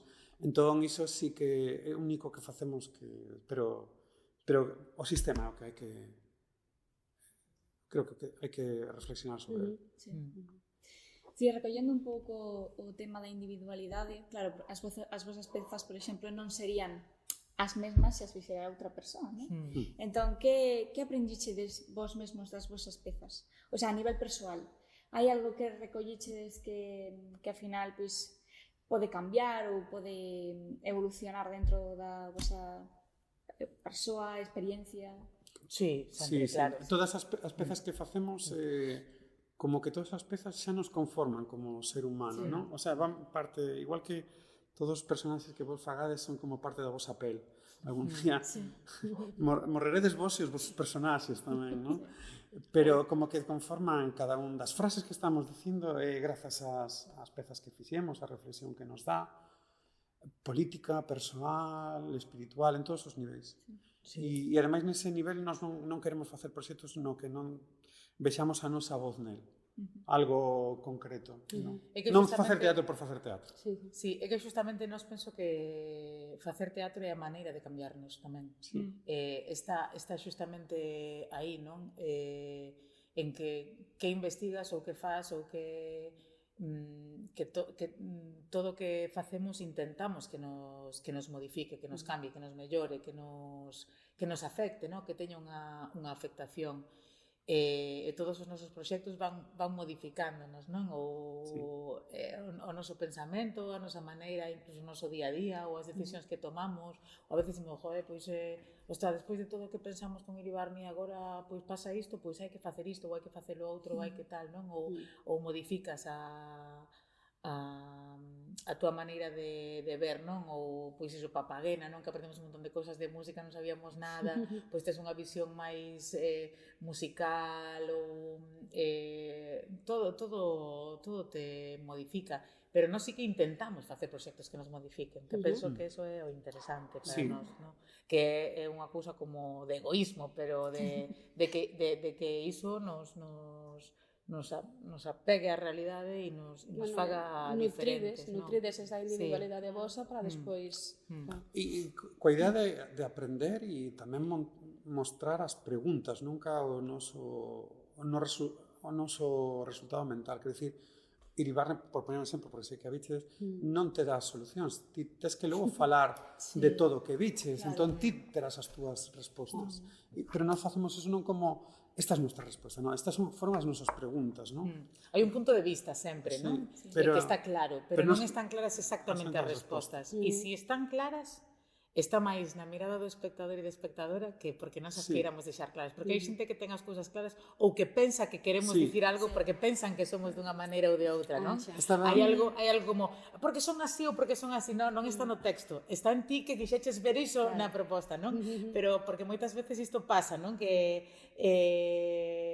sobre todo cando faz proxectos máis ou menos políticos, a xente quere saber o que ti pensas. E entonces iso é como, porque pensa non sei que, ou é de tal partido, ou é de tal ideoloxía, ou de tal, e non está no proxecto, está en que ti me estás xulgando, pero o proxecto é máis aberto, está ben, porque é o teu pensamento, está guai. Por exemplo, en Camiños pasounos que moita xente nos decía, claro, que sois del bloque. Non, outros, vos sodes un pouquiño rancios, conservadores, sois un poquito de derechas, e foi como decir, vale, estás definindo máis ti que a min, pero bueno. A visión define a quen a ve. Sempre. Porque se fala do prexuizo a través do cal. Efectivamente. Sí, esa foi. Bueno, cal considerades que é o momento así máis sublime que vivístedes, que vos agasallou o teatro? E cal é o voso momento trágame tierra? Vale. Comeza ti. Vale. Empezo polo sublime. Veña. Pois foi isto pode dar fe todo o elenco de Iribar.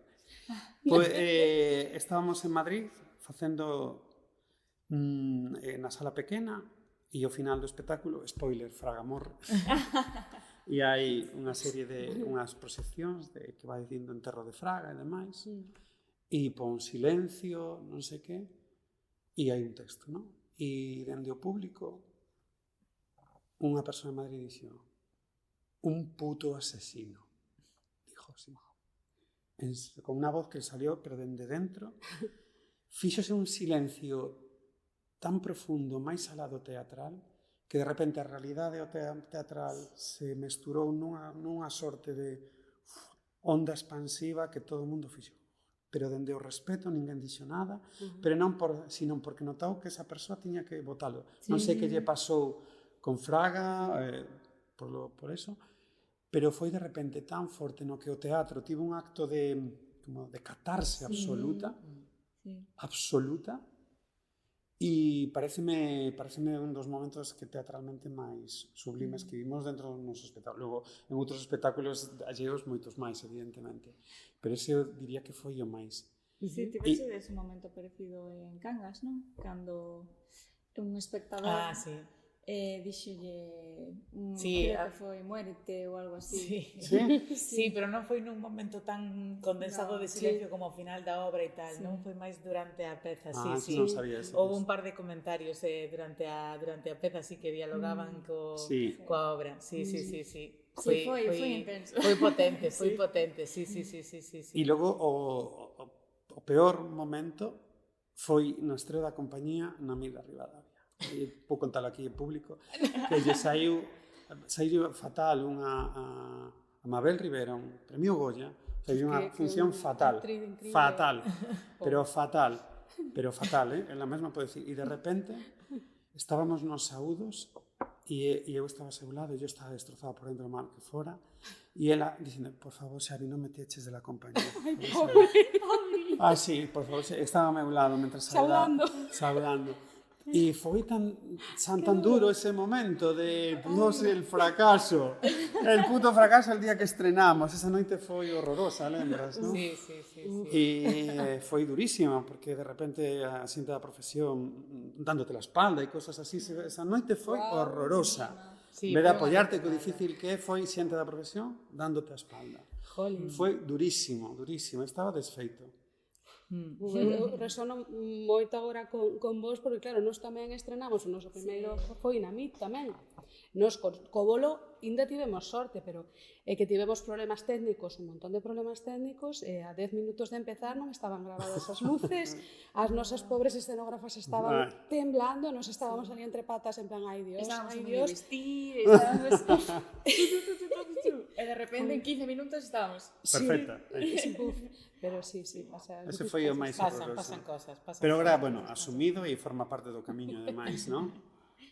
Pero bueno, eso fora así dos momentos puntuais da compañía. Sí. Pois mira, para min o momento que recordo como máis e que incluso nese momento eu dixen nunca vou levar un aplauso como este na miña vida e non era un aplauso a min, foi cando traballei con persoas con diversidade funcional. Cando fixen un taller de 3 meses en Rianxo e fixemos unha obra con estas persoas, era un taller de integración con persoas con e sin diversidade funcional, sin discapacidades. E fixemos unha obriña que se chamaba Escenas de Familia, que era unha cousiña, digamos, a nivel creativo mínima, non?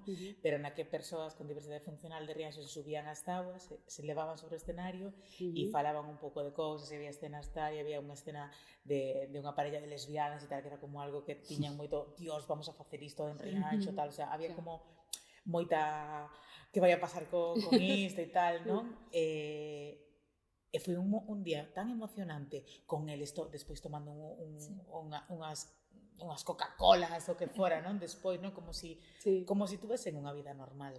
E velos en escena. E o aplauso que levamos, o sea, todo o proxecto, eso foi, mira, que me emociono de pensalo. E ese día mesmo dixenme, nunca vou levar un aplauso como este na miña vida. Porque foi enorme, porque a realidade e o teatro estaban afectándose. E era moi potente ter traslocado esas persoas que están sempre no máis baixo da sociedade, que estaban arriba e que todo o mundo as miraba físicamente arriba, non? E iso foi moi potente. Sí. E un dos peores días que vou a decir tamén, porque ten que ver coa distribución que falábamos antes e por vos, que arrancades, un dos peores días da compañía foi cando actuamos na primeira feira que fixemos, actuando. Que foi horroroso, porque o bolo saiu de merda outra vez, porque son eses días importantes nos que todo o mundo ten un estrés increíble, todo o mundo quere que saian ben as cousas, están todos os programadores diante, e entonces pois pois montas con pouquísimo tempo, porque nas feiras sempre se monta con pouco tempo, bueno, circunstancia actuar na peor das circunstancias co peor público posible e tal, non? Sabemos como é unha feira, podemos asumilo ou non, pero vivilo. Pois aí está. Pois fixemos despois das ondas e saiu moi mal todo, o sea, estábamos todos destrozados e tal, non? E o día seguinte, penso que foi o día en que se confirmou que a compañía seguiría vivindo, porque cando che saen mal unhas cousas nunha feira, o día seguinte, que faz? Te vas a tu casa. O sea, porque como vas a intentar vender algo que xa sabes que foi un desastre, que saiu fatal, que non vai a suceder o que ti esperabas, non? Que toda esa xente que viu a peza vai a querer programar, non? E de feito de todas as persoas que entraron ese día, penso que só se contratou unha ou dúas funcións como moito, non? Pero ese día, eu saín pola mañán, que tiña que cambiar o coche porque estaba en zona azul, non recordo, bueno, e dixen, Esther, tes que sobrepoñerte a isto, porque ti tes agora 5 reunións, e tes que levantar a cabeza e non podes chegar con plan, lo siento, ayer salió fatal. O sea, isto non pode ser, porque, o sea, se non, vaite a Vigo, pírate da feira e cierra la chapa e xa está, non? E esa enerxía coa que eu, de caer no máis baixo, que destriunfar nunha feira, que nos pasa a todas as compañías, o sea, acontece. Eu cheguei ao piso, que estábamos ali nun piso en Santiago, e dixenlle, Xavi, vamos a vender, vamos arriba. Non, saiu fatal, da igual, vamos arriba. Isto nós non nos podemos identificar co que pasa ese día. Saiu mal, non pasa nada. Nós temos un proxecto, temos unha compañía, hai xente que non viu a peza e temos outros proxectos. E ese proxecto sobreviviu, se vendeu un montón, tivemos un montón de funcións todavía con ese proxecto, porque ese día no que a vida nos fixo pum, porque unha feira é un sitio destrozante, fomos capaces de revertir esa enerxía e facer que nos impulsara en vez de quedarnos aí abaixo. E penso que iso, por iso eu sempre digo que ese foi o día, un dos días que definiu que a compañía sobrevivise, porque algo nos meteu moi fondo e eu agatuñei e tirei del e tirei do proxecto e dixen, eu creo nisto e penso que a pesar disto ten que sair adiante. Claro. Pero é moita enerxía. Claro, porque sabes que outra cousa non queres facer. Entonces, Efectivamente. Sí. É que non quedou. E creo que tamén quero reclamar que o sector sexa máis a favor ante os erros. sí, claro. Que non estás matando a ninguén por unha mala función. No, E ás veces sí que o parece, xente que te dá a espalda e dices tú, que pasa? Antes era bueno e agora soy malo. Que pasa? No. Creo que debes ter unha mirada moito máis limpa, máis noble e máis de apoio. Porque é moi difícil sacar un espectáculo, moi difícil e moi fácil que te saia mal un bolo. Sí. Bueno, e un espectáculo. E un espectáculo. E temos dereito a facer. Non facemos... Nós temos minutos concretos buenos de espectáculo, non temos espectáculos bons. O sea, quero dicir, ninguén. Entón, creo que hai que ter unha mirada máis amable. Sí, bueno, agora imos ir un pouco máis específicas, porque claro, falamos un montón de todas as cousas, entón imos a ir ao meollo. Concreto. O chollo, veña. Ti, Xavi, por exemplo, na tua labor de dirección, Sí. crees que tes... Porque claro, dixechedes que faces pezas moi diferentes unhas das outras, entón, crees que tes un estilo concreto? Podes definirte nun estilo de dirección ou tamén és flexible según a peza que vas dirixir?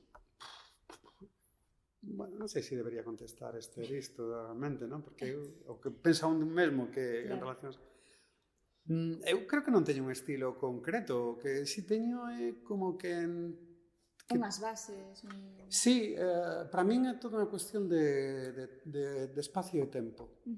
E en base a como modifico o espacio e o tempo, é como, sobre todo o tempo, é como polo que nacen as diferentes formas de entender. Porque ao final cada proxecto me vai dictando un xénero, unha estética, unha liña ou varias liñas. Non me defino moito polos estilos, sino polo uso do espacio e do tempo. Moi importante para min como manexo ese espacio e tempo. Eu comunico a partir da alteración do espacio e do tempo. E como para min espacio e tempo é casi o mesmo.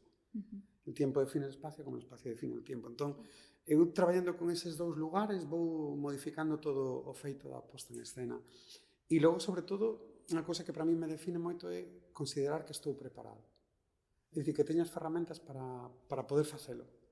Eso antes necesitaba ter todo moi atado e agora é como cada vez leo menos os proxectos, un par de veces o texto e vou descubrindo paralelamente nos ensaios coa xente. Podo ter moi clara a certas cousas, unha imaxe inicial, pero eu vou descubrindo como vou facendo. Porque é todo intuición. Claro, non poden traballo dende a intuición todo. Entón, iso é o que definiría, non sei. A verdade é que cada vez é menos de lo que sei. Eu penso que el caracterízase moito por dúas cousas que son contradictorias, que ter cousas moi claras e dar moita liberdade, que é algo que é moi contradictorio, pero sin embargo funciona así, porque el ten cousas moi claras, si quero esta escenografía e quero que haxa isto e isto, pero despois tes toda a liberdade para facer outras cousas, e este exemplo sirve para todos os creadores e creadoras da peza, non? Como que sirve como para os actores. El casi nunca di como tes que actuar, como ten que ser o teu personaxe. El considera que ese é o traballo do propio actor e actriz, non? Pero, sen embargo, mellor diche, tes que entrar nesta palabra, tes que entrar pola porta. Pero non che di nin como, nin con que voz, o sea, como que hai cousas que ten moi claras, porque rítmicamente, pim, pam, pum, non sei que, pero despois todo o traballo, en verdade, de cada profesional é extremadamente libre e depende dese profesional. É dicir que todas as músicas, aínda que están todas as músicas de Iribarne ou de 32 metros cadrados, que non la fixo Rodrigo Cuevas, non? Están moi marcadas por nós, hai uns referentes moi claros que se ti sabes cales son os referentes e ves as músicas, están aí, pero dende logo nós non pensábamos nesas músicas, porque os creadores que en estes dous casos que son grandísimos artistas, pois fixeron cousas, o sea, increíbles, non? Que fixeron cousas de wow, eu solo che din esta semente e fixeches todo un árbol, non? Toda unha selva. Entón, penso que iso sí que o caracteriza, que ten como cousas moi específicas ou cando chega unha canción e dis, no, Rodrigo, non é por aquí, era máis por aquí, sabes? Non acepta todo o que chega porque ten cousas que están moi claras, pero despois a liberdade creativa é tamén moi amplia. Se o creador e a creadora o sabe aproveitar, é enorme. Por exemplo, a Xuxo Cortázar, a primeira vez que traballou connosco, estaba super perdido. Sufría un montón. A primeira e a segunda semana eu estaba perdidísimo. Pero despois agradeceu moitísimo esa liberdade que nunca tivera de poder, porque ao final ti colles a unha persoa pola súa individualidade, polo que pode aportar. E eu podo saber intuitivamente, claro, pero prefiro que me dé él a que eu lle diga, eu quero este personaje así. Non, eu non. Logo, sí que é verdade que o defino moito. E logo, encontrando con esa persoa os momentos, pero realmente teño toda a liberdade do mundo. Por exemplo, que sei, como, por exemplo, traballando con Anxo Tumuro en Ragazzo, el creou o seu personaxe. Eu decía, mira aquí, está super medido todo, pero ao mesmo tempo ten toda a liberdade. Eu creo que diso se trata. Eu non teño ese talento para saber como son os personaxes, nin teño moita inteligencia. Son bastante burro, o que pasa é que son moi intuitivo. E entón vexo o que queda ben e o que queda mal. E o que funciona e o que non funciona. E teño esa intuición do que vai funcionar. E moita xente, iso non vai funcionar. E de repente, hostia, pero que isto non funciona. E a mí hai algo que me dicta que sí vai funcionar. Eso sí que son moi coherente. E sí que son moi fiel a esas intuicións. Sí, e despois iso, sobre todo ese traballo co espacio e co tempo, para ese ritmo, darlle moita liberdade e aproveitar o erro, e logo tampouco non darlle mucha importancia e dejarse sorprender, deixarse sorprender nos ensaios, estar moi atento e mirar moi atentamente lo que está pasando. Yo te voy a mirar con toda mi alma para que tú te veas caminando no Baleiro, pero sostido por la miña mirada. Eso é moi importante para os actores e as actrices. E ti como dramaturga, nunha das entrevistas que vos fixeron en Radio Nacional, falabas ti un pouco do estilo de escrita de Esther ou por capas, como que escribía por capas. A min chamoume un pouco a atención o concepto, porque claro, tampouco o desenvolvedestes moito. A que se refire Xavi cando fala de que escribes por capas? Non teño nin idea. Eu tampouco. Porque se chegou a decir en Radio Nacional. Sí, non, comentabas que ten como unha primeira capa o mellor máis superficial ou máis de disfrute. Sí, ela primeiro intenta escribir como probas de estilo e para topar o que é a forma final, pero é como probas de bosquexos de vai ir por aquí, estilo así, sabes? No, pero eu penso que non quería... Si é iso, ten que ver con iso. Iso non ten que ver con... Penso que o que falaches nesa entrevista non é exactamente iso, senón que penso que cando tives que se tives unha calquera obra miña podes quedarte con unha lectura máis lixeira de comedia ou tal, pero en verdade por debaixo están acontecendo cousas que implican outras capas, non? E que entonces se te quedas cunha lectura, podes quedarte cunha lectura superficial se ese é o teu placer como espectador ou espectadora, ou se non tes os referentes, ou se eres máis un neno e non tes algúns coñecementos, podes quedarte cunhas determinadas lecturas que incluso poden ser moi simpáticas, pero en verdade por debaixo hai outras capas que están interconectadas e que para a xente que consigue linkear todo iso, o proxecto é como un iceberg, non? Do que ti estás vendo unha parte, pero hai toda outra que é a que en realidade xera ao meu universo de pensamento. Penso que ten que ver con iso que sí, a mellor nese momento das capas de significación, pero bueno, se eu tivese aí que falar agora, realmente falaría de fíos, non? Para min, de feito, a dramaturxia, a forma en que como se ven os fíos internos, como sosteñen toda a armazón de isto une con isto se transforma en isto vai con isto, son como fíos invisibles que van sostendo unha estrutura, como estas das pontes, como Rande, non? Que está sostido por fíos, e son fíos invisibles que ti tes que facelos visibles para logo volver a facelos invisibles. E iso é un proceso dos ensaios e da decodificación por parte dos espectadores e das espectadoras. Eu falaría iso. E sí, pero bueno, porque sempre contamos o mesmo, que ela, claro, é que ela, falo por ela, pero ela ten unha neurodiverxencia. que é que ten a fantasía, que é a incapacidade de imaginar nada. De visualizar. De visualizar, perdón. Entón, claro, se ti agora lle dis, imagina unha taza, ela non ve unha taza na súa cabeza, ela pensa en un recipiente, non sei, pensamiento. Sí. Entón, por iso os seus textos son tan de pensamento e tan orais, porque ela non visualiza. Claro. E isto é algo que define a súa os seu estilo. proxectos de maneira visual, que é outro dos problemas, o que pasa que antes non me quixen meter niso porque senón é un rollo polos que eu non son capaz de facer un guión, non? Porque nun guión de cinema hai que escribir o que se ve na película, non? E eu non teño esa capacidade mental. Fáltame. Efectivamente son neurodiverxente nese sentido, non é nada que me modifique a vida, pero efectivamente eu non construo as escenas nin o meu teatro de maneira que eu saiba como iso se leva a escena, senón que sei como se escoita, como rítmica, como se oraliza e cales son os conceptos que eu quero poñer en xogo, non este, en contraste con este, en asociación con este, e xa pasou isto, pero fíxate tamén isto, non? Entonces hai un discurso máis conceptual e fiado e conducido que eu construo, non? Entonces ten que ver con iso.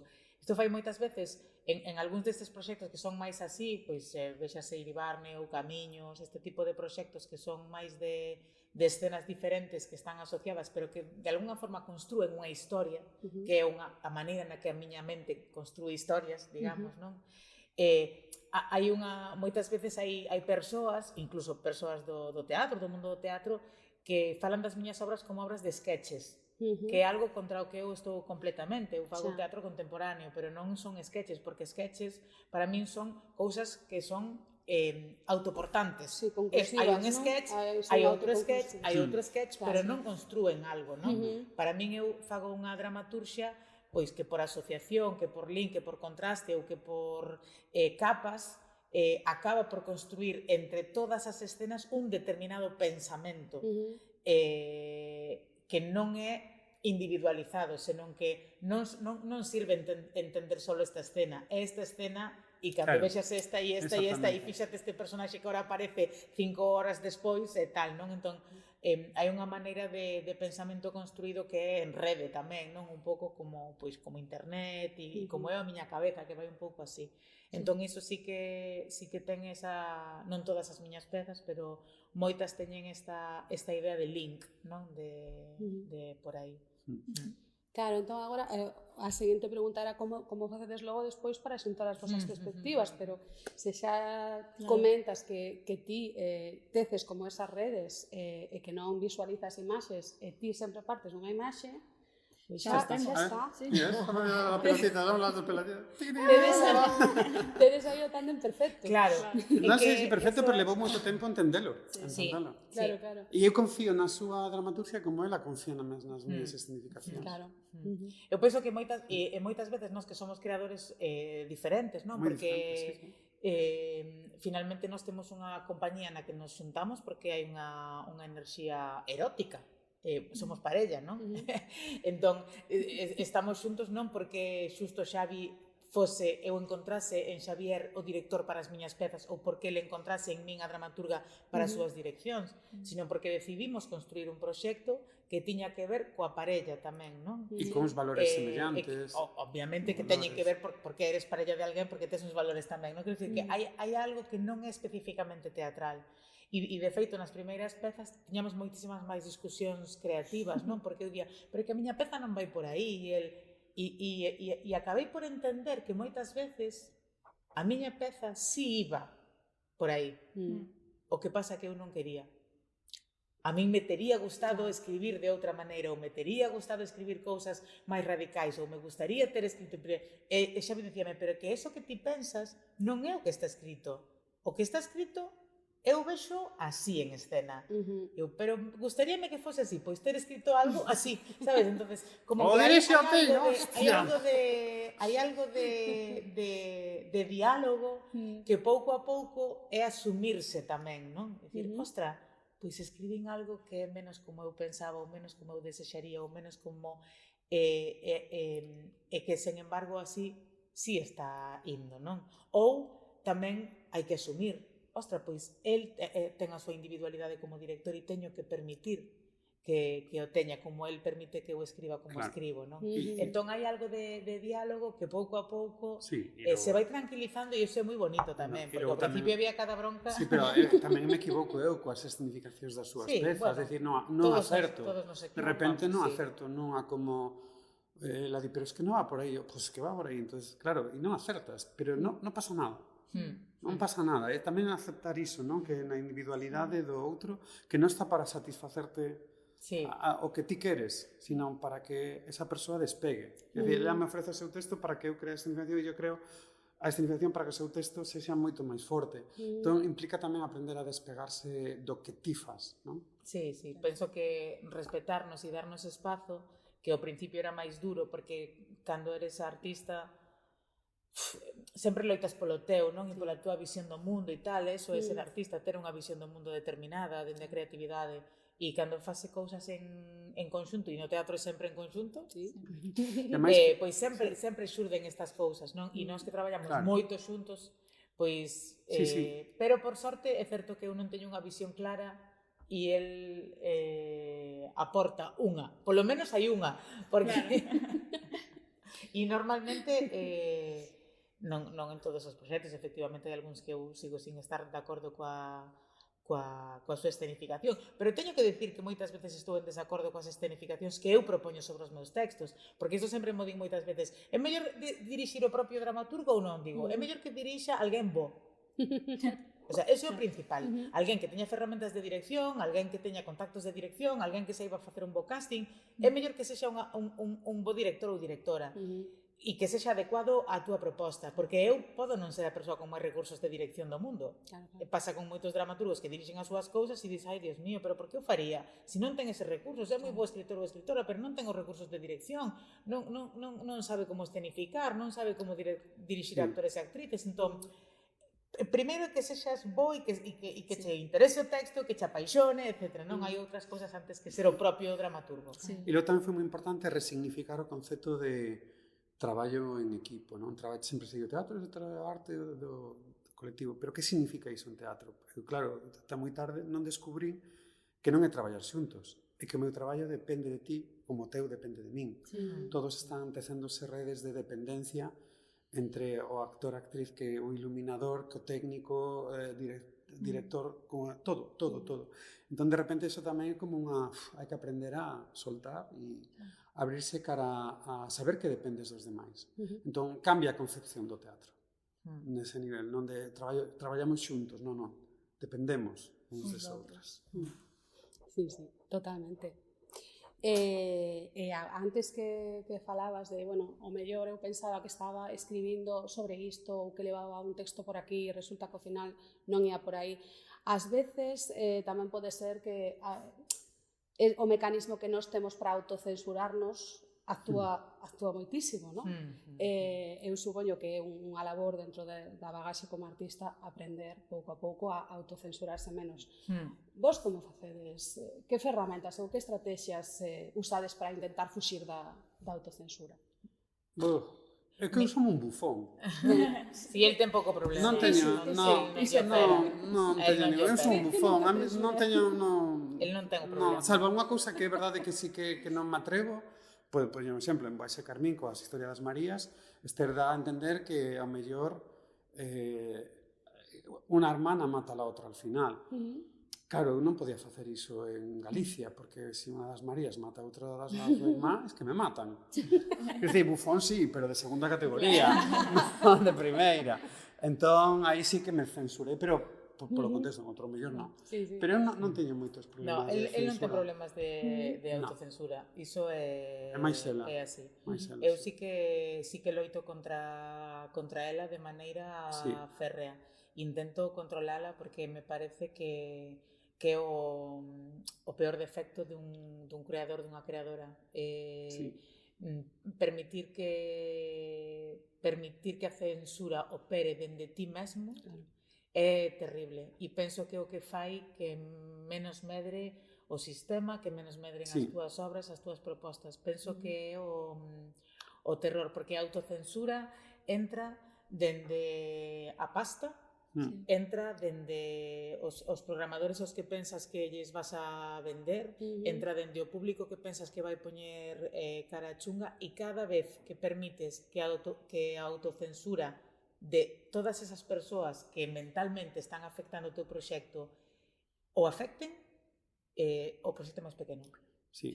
Penso que iso é completamente así. E para min o proxecto donde eu me empecé a autocensurar menos de todos foi Supernormales, que xustamente tivo a vantaxe de ser escrito en pospandemia, donde eu non me reunín con ninguén, non falei con ninguén, era moi difícil xuntarse con xente, non o iba a montar eu, nin ninguén, porque non estaba previsto que se montase, despois montouse, pero non estaba previsto.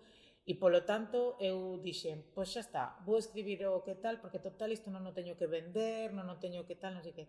E entonces esta liberdade e a de non lle ensinei o texto a ninguén, máis que o grupo co que estábamos traballando en residencia, pero nin a miña nai, nin a toda a xente coa que eu fixera teatro inclusivo, nin nada. O sea, fixen como unha burbulla para autoprotexerme da autocensura.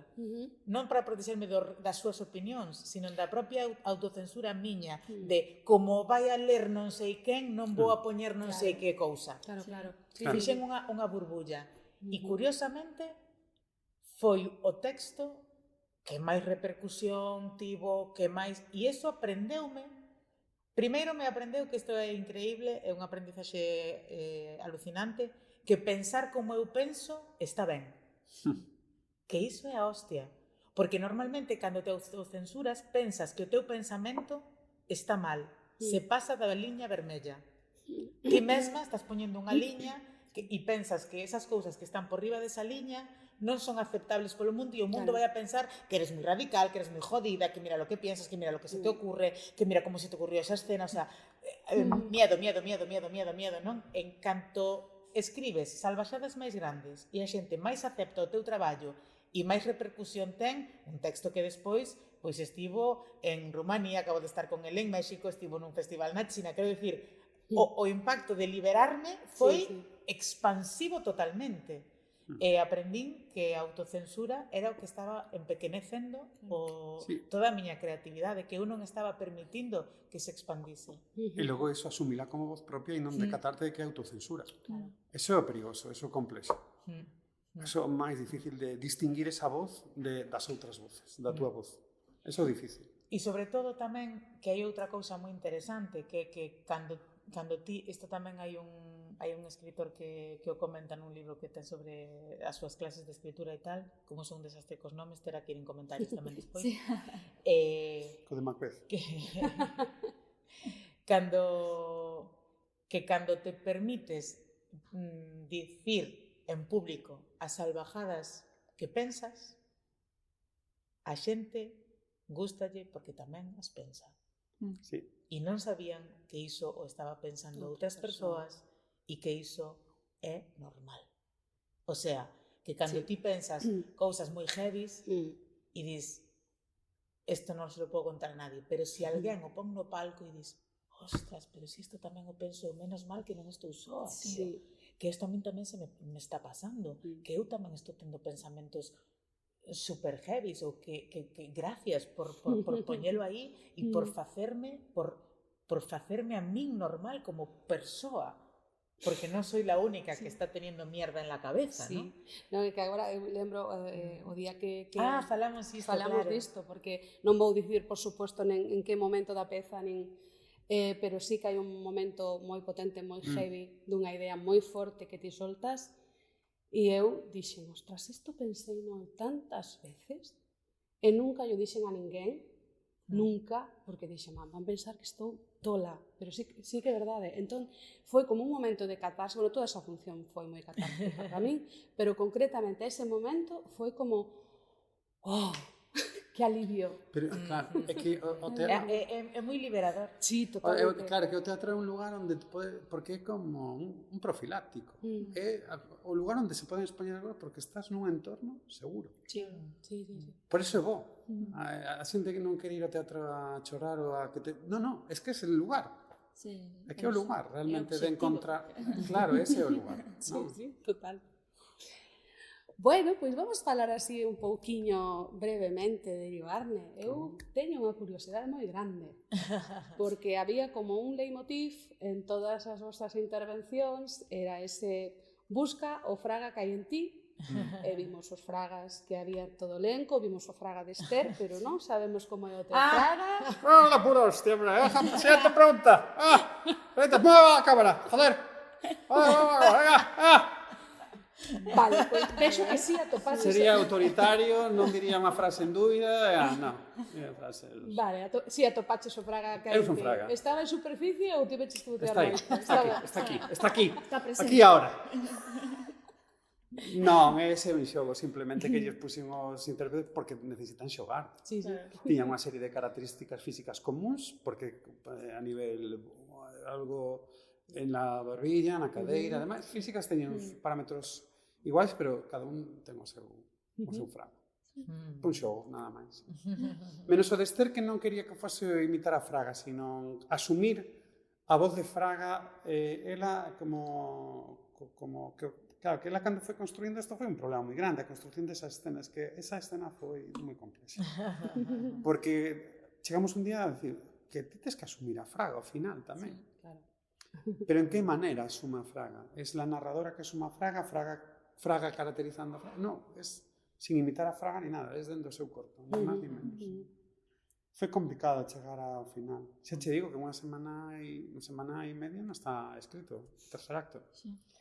Sí, así Nós tivemos que montar un acto inteiro no Centro Dramático Anunciante, están como, pero non hai nada montado. Estaba un pouquinho preocupados e tivemos que montarlo en un día e medio, el tercer acto. Guau. Sí, Vaya carreira. Guau, guau. Sí, pero el elenco confiaba, estaba preocupado, evidentemente, pero... pero non nos dicían. Non lo dicían. Depois Chamaban as entramos casas. polas nais, ai, Dios mío, decíame meu fillo, está todo preocupado. Pois non nos decía nada. Qué cabrones. Quedaban fora. Quedaban fora. Sí, no, pero o fraga que hai en ti, ¿no? Entón, descubres no xogo. Iso tamén foi porque dende o principio nos decatamos, non, de que un pouco Macbeth que todos temos iso, non? Sí. Sí. Que todos de repente somos super autoritarios, que todos de repente somos desa maneira, non? Que todos temos un pequeno dictador dentro operando, que quere operar e que nos estamos como contente, no controles, non? Sabes?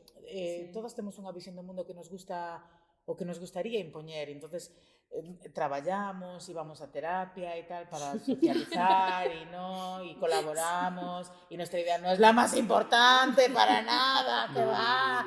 Es decir, que temos iso, non? Sí. E iso era importante. Incluso iso foi o que resultou no final, non? Porque eu sempre dende o principio me vía moi con esa enerxía a enerxía que resume o personaxe Iribarne, non falo de Fraga porque eu con dificultade falo sobre Fraga, falo de Iribarne e teño bastante, pero esa enerxía de resiliente e voy a conseguirlo e lo voy a conseguir, esa é a enerxía da que levamos falando todo o tempo no teatro. Sí. Eu necesito esa enerxía, eu vivo con esa enerxía e vou no conseguir, e vou a conseguir unha subvención, e vou conseguir isto, e vou a vender, e vou a cambiar o sistema teatral galego, e vou a meter nisto, e tal. Esa enerxía, coa que el chegou a ser presidente de Galicia, é exactamente a mesma coa que eu consigo, e a propia obra, Iribarne, non deixa de ser iso. Como eu consigo calzar este proxecto no Centro Dramático Nacional, ter 5 actores a miña disposición, que lles pago eu, que din o que eu lles digo, exactamente, o sea, que é literal, ti cala agora, ti fala agora, porque eu escribo e eles din, entonces, esa enerxía a min gustábame representala no teatro, porque justamente esa escena no que eu lles digo, agora ides a facer o que eu vos diga, e que xa o levades facendo todo o tempo, porque eu son empresaria disto, eu conseguín a pasta para pagarvos, eu escribín este texto, e tiña que, o sea, dentro da peza, para min, era super honesto representalo. Claro, sí. Que eu son a que vos está pagando para que digades, Esther, eres la hostia. Claro. E me din, Esther, eres la hostia. Sí. E entón isto, que me parecía moi bonito xogalo, porque é así. Porque esa é a realidade, que é a mesma enerxía. E isto se di tamén na peza, que hai un momento no que eu mesma, que estou ali arriba na escaleira e tal, digo, o discurso construúese desde aquí. Eu construo o discurso, vos estadesme escoitando, eu estou facendo política agora, eu estou dicindo un discurso e vos estades escoitando e estades calados e non estades dicindo nada porque estades nun teatro. E representar todo iso e facelo ver eu que son a dramaturga e a empresaria que conseguiu toda esa pasta para chegar aí e hai encima con tantísima xente diante, parecíame un momento que cobraba todo o sentido xogalo de maneira non só irónica, senón real. Porque non é irónico. Eu estou dicindo un discurso determinado nun público, con moitísimo público, que foron miles de persoas as que tanto en Madrid como en Galicia van a seguir vendo a peza, non? E me parecía interesante non escondelo, decir, estades escoitando o meu discurso, eu paguei todo isto, eu conseguín as subvencións, eu conseguín que a Xunta de Galicia, gobernada polo PP, me dea unha subvención de 50.000 euros para contar isto aquí, etc. Entón, facelo e representalo e corporeizalo eu era potente, ou parecíanos que era potente, non? Que é un pouco a idea dese final no que eu son Iribarne porque xa fun desde o principio. Que é o meu Iribarne, a miña idea, a miña proposta, non? E estou personalizando porque pero é unha cousa dos dous tamén, non? Porque os dous decidimos que se fose o final. Cando eu lle propuxen, Xavi, mira como ves isto. E de repente iso cobrou moito peso, decir, ostras, as outras ideas que tiñamos de terceiro acto en Galicia íbanse desdibuixando, porque ese cobraba moito sentido. Claro. E como foi a recepción do público? Ou seja, eu teño a curiosidade se houve diferenzas entre Madrid e Galicia, por exemplo. Sí, bueno, en Madrid interesa moito o primeiro e o segundo acto, e o terceiro, bueno, Galicia, bueno, como va, Galicia. Eu non estou de acordo con iso. E foi como a Di Macbeth. Macbeth. Eu creo que menos interesante, había xente que lle interesaba moito por saber que pasaba, pero bueno, outro como cae o ritmo, pero de outra forma, é máis lento, porque está escrito en outro lugar, pois como que sempre digo que o primeiro e o segundo acto son todo azúcar, ¿no? Que se está dando hostia, isto aguanta cop, que está falando isto? Más, quiero más, e logo o terceiro é máis ides escoitar esta tese que explica Galicia e explica España. Entón cambia totalmente, entón a xente era como hai un pouco decepcionado a maior parte dos comentarios, el tercer acto máis flojo. Entón foi iso distinto, claro, pero en que en Galicia ten unha repercusión todo o terceiro acto co que se conta cuidado. Entón é distinta a recepción, sobre todo que o tipo de humor tamén. Eu creo que o tipo de humor sí que aquí se colle moito mellor porque ten moita retranca. Claro. Ali impresionaba moito toda a parte da escenificación de todo, verdad, como todo era como wow. Pero aquí foi como, sobre todo a retranca. O humor de aquí se entende mellor. Ali era como un pouco bruto. Claro, hai escenas que ali eran como, o sea, poner a Adolfo Suárez como un can, ali foi como Como? que leva o nome do noso aeroporto. E iso foi moi impactante en Madrid, foi moi bruto, moi bruto. Aquí, no, é fantástico, divertido, más, quiero más. Claro, había escenas, escena que ali, bueno, funciona sempre, a da bandeira, por exemplo, unha escena que é como... A da bandeira que unha escena que ali era... La gente yo creo que podía volver a verla da bandeira en bucle, ¿no? Sí.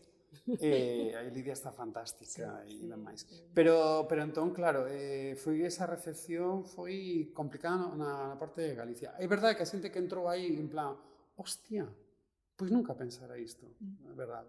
Tamén dixemos, non, isto hai que contalo. No Centro Dramático Nacional, contar isto de Galicia. Claro que sí. De como define toda a política nacional o do PP galego. E como logrou fagocitar todo iso, para que non exista un terceiro polo nacionalista de dereitas en España. Isto é moi importante contar. Define absolutamente despois todo. Eso creo que foi así... Pero foi moi boa. Eu penso que a recepción da peza é bastante parecida. Incluso eu pensei que iba a ser máis diferente. Certo que a recepción da peza tamén depende da idade que teñas, dos referentes que teñas, non hai si todo é sorpresa ou todo xa o viviches, non? Que é como, pois si era así, que un señor de 70 ou 80 anos que veu teatro, pois eu estuve ali e foi todo así, digo, sí señor, todo exactamente así, iba Fraga con los tirantes e cada día parecía e era unha mujer tamén, o sea, é curioso, non? Que empezas con tanta fantasía a xente recoñeza como vívidas, non? Como real. Sí. E é certo que a terceira parte, porque é máis lenta e porque tamén en Madrid ainda estaba máis lenta, porque tiña outra escenificación que despois cambiamos un pouco e mellorámola porque chegamos, como dixemos, xa moi no día, non? Pero é certo que para moitas persoas que descoñecían completamente a situación política en Galicia, a terceira parte foi a gran sorpresa do espectáculo, non? Que o resto podía ser máis ou menos divertido, máis ou menos te pasaste con Adolfo Suárez, o sea, isto, o sea, e claro, todas esas dúas, a primeira e segunda parte, que son 2 horacas de espectáculo, é todo moi divertido e vai entonces todo ese frenético e como el di, no, azúcar e a terceira parte non é así. Pero para a xente que descubriu e que conseguiu entrar nesa retranca e que conseguiu entrar no personaxe do emperador e nese ritmo, foi como todo un mundo novo, non? Que é a diferencia entre ver un espectáculo de sí, pues esto es así, mira, pues sí, pues en Rianxo la vida es así, pues en mi pueblo es así. E dicir, en tu pueblo es así. O sea, como que son as dúas maneiras de entender o espectáculo. Dicir, ostras, isto todo pasou en Galicia mentre eu non me enterei de nada, non? Entonces penso que houve esas persoas que sí entraron ao trapo do ritmo e da proposta e que saían, incluso que nos chegaban a decir, as 2 primeiras partes sí, están moi ben, todo o teatro está moi ben feito, tal, pero a terceira abriu un mundo, non? Porque non tiña nin idea de como funcionaba a política nesa comunidade e menos de que puidese ter unha afectación na lectura estatal. Entón, penso que por aí. E despois en Galicia, en xeral, tamén pasa que depende moito do que ti coñezas. Se ti xa coñeces moito da política e xa sabes todo, pois, o do terceiro acto non che cadra de novo, pero, por exemplo, tes 30 anos e non sabes nada e non tes tanto coñecemento do pasado, de repente eu tiño colegas que dixeron, sí, o terceiro acto sí, está guai, pero eso todo eu xa o vivín, porque eu xa vivín todo isto. Pero, ostras, é que eu non me informara ou non me documentara ou non tiña coñecemento tanto do último tardofranquismo e tal, e acabo de flipar. Entón, depende un pouco e da transición que estamos contando. A transición impactou moito en Madrid. Claro, entonces depende un pouco do que ti saibas, do que ti teñas, a afectación que ten. En calquera caso, penso que houbo pouquísimas funcións nas que polo menos a metade do público non estivese en pé, tanto en Madrid como en Bilbao, como en Olite, como en Vitoria, por suposto en Galicia. Quero dicir que a afectación da peza, incluso con un final que é máis duro de roer fora, porque non tes os referentes, non sabes o que é a Cidade da Cultura, non sabes quen é Beiras, non sabes quen é... O sea, con todos esos... Que nos dixemos, pois, queremos contalo. E non teñen os referentes, pois vamos a contar igual. Que os busquen despois. Efectivamente, que vayan a internet. Claro, que... Incluso con todo iso, sempre o público aceptou e entendeu que ese era un proxecto que lle tiña, que había unha afectación suficiente neles como para erguerse en pé e decir grazas por contarnos isto, non? E iso é moi bonito. E de feito foi o feito de presentalo no Centro Dramático Nacional. Ainda que debería ser máis estatal que nacional, pero en vez de nacional, pero foi como decir, contar no centro a realidade de Galicia, non as cousas de Madrid. Para nós había algo moi importante. É unha decisión moi consciente iso, e levar a todo o equipo, elenco, técnico galego. Foi unha decisión económicamente dura, pero ideolóxicamente super importante. Sí, porque estrenando ali teríanos sido, o sea, tendo a coproducción ali, en verdad tería sido moito máis sinxelo e desplazarnos nós e ter todo un elenco de ali que xa non teñes que pagar os pisos, desplazar a escenografía e todo, tería sido moito máis práctico, pero para nós había unha lectura política importante na produción, o que falábamos antes de que a produción é creación. Sí, e persoal tamén no sentido que xente que nos acompañou seguirá nos acompañando nos seguintes proxectos e demais. Para nós é moi importante crear familias nese aspecto. Sí. Antes falábamos da autocensura imposta por nós mesmos, non? Esa liña vermella da que falabades antes. Agora vou vos preguntar se tivechedes autocensura, unha censura externa, non sería autocensura. Se alguén vos dixo que esta peza era mellor non facela. Sí, o sea, si alguén nos censurou dentro do proxecto, Sí. absolutamente non. No proxecto no, pero fora, No, pero xente fora. crítico. Sí. Que houbera voces Sí. que nos decían Sí, sí. donde ides con eso, non ides Sí. conseguir bolos, tal, moitísima. Sí, sí, Moitísima. E as Es que- primeiras veces que se mandou as primeiras versións do texto para entrevistas, as preguntas eran: ides a facer isto de verdad? Xa. Sí, sí. Sí, sí, sí, sí. Isto é así. Agora, eu sempre digo, tanto Iribarne como nos pasou un pouco en Feminísimas o mesmo. Agora é moi fácil decir Iribarne triunfa, Iribarne se contrata, Iribarne non sei que, Iribarne non sei quanto, porque está avalado, estivo un mes no centro dramático, hai un montón de público, el público se pone en pie.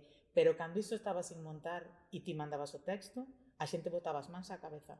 Sí. E por eso eu insisto na idea de antes, de que a xente asumía que eu me debería de autocensurar e como non me autocensurei, o público ponse en pé. Claro. Claro, e de feito as E que entrevistas ese é o curioso. as entrevistas comenzaban con esa pregunta e eu sempre respondía, pero non te das cuenta que esa es tu miedo, non es el nuestro. Claro. É que decir que estás asumindo a voz da autocensura como parte do teu discurso, xa. Ti estás Do te teu asustando pensamento. porque eu non me autocensurei. Claro, porque hai un medo, eu penso que hai un medo social a subverter calquer tipo de relato, de discurso que estea como moi asentado no inconsciente colectivo, que era outra cousa da que queríamos así falar brevemente, é dicir, por exemplo, a transición. A transición e as últimas épocas do franquismo construíron o seu propio relato que despois influiu, segue influindo agora, incluso a nivel individual, aínda que non o queiramos ver, na nosa construción identitaria, de como nos relacionamos como pobo, como sociedade, é dicir, é moi para as clases dirixentes é imprescindible relatar eles, facer eles o discurso e controlar que non se saia do paradigma. Vos como loitades contra isto? Vos pensades que o teatro é o sitio onde hai que loitar contra isto? Que a función do teatro é loitar tamén un pouco contra isto? Bueno, Ou non do tanto vosso teatro? O que pasa é que o teatro é tan minoritario realmente que eso da loita é bo expoñelo, creo que é bo expoñelo, pero loitar non sei se sería a palabra, loitar. sí, eu penso que loitar hai que loitar dende outros lugares. Penso que a loita está na rúa, está no activismo, está na política. Non penso que o teatro sexa o sitio da loita. É como unha chave O para teatro activar sí cousas. pode ser un sitio de relato, non? E dende aí todo fai un grande de area. Eu pois non son política, nin sequera son unha activista acérrima de case nada, non? Fago como un activismo propio, individual, non son unha activista para nada na miña vida. Sen embargo, sí que son moi activista dentro do meu relato e dentro do teatro, non? E se iso anima a outras persoas a facer outras cousas, eu aporto dende a miña maneira de facer e outras, pero non sei se o teatro... Dende logo o teatro non pode, para nada é só iso. Non, claro. O teatro son moitas cousas e cada teatro é unha cousa e nós decidimos facer un teatro, pois neste caso moi político, neste sentido, e outras pezas igual son menos ou case todas son políticas as nosas, pero non ao mellor tan... Pero políticos en relación coa polis, coa cidadanía, non coa política, con ideoloxías políticas. Non, sino para o teatro, para a comunidade que se reúne a escoitar e escoitarse. O que si me parece que o teatro é un sitio de moita liberdade. E iso é fascinante. O sea, que hai outros sitios onde hai moitísima máis censura. Cando ti vais facer unha serie en Netflix, non sabes quen che vai dicir como tes que contar, cando tes que contar, que tes que cortar, que escenas vas a... O sea, iso acontece, é así. A min, eu podo dicir que ninguén nos censurou ningunha soa frase, e máis que no Centro Dramático Nacional non entran a ver os ensaios, non saben o que ti estás facendo hasta o final, precisamente para non condicionarche. Incluso eu si mandei textos porque son xente coa que eu traballo e animanche a seguir. O sea, de ningunha maneira ninguén nos autocensurou. O sea, ninguén nos censurou.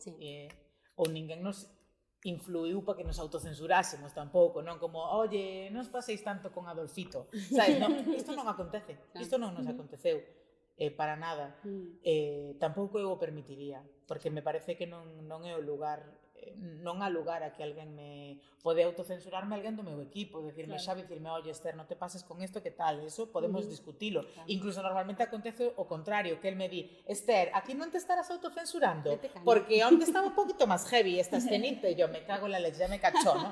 Entón, penso que aí sí que tal, pero o teatro é un sitio de moita liberdade. E dende aí sí penso que é interesante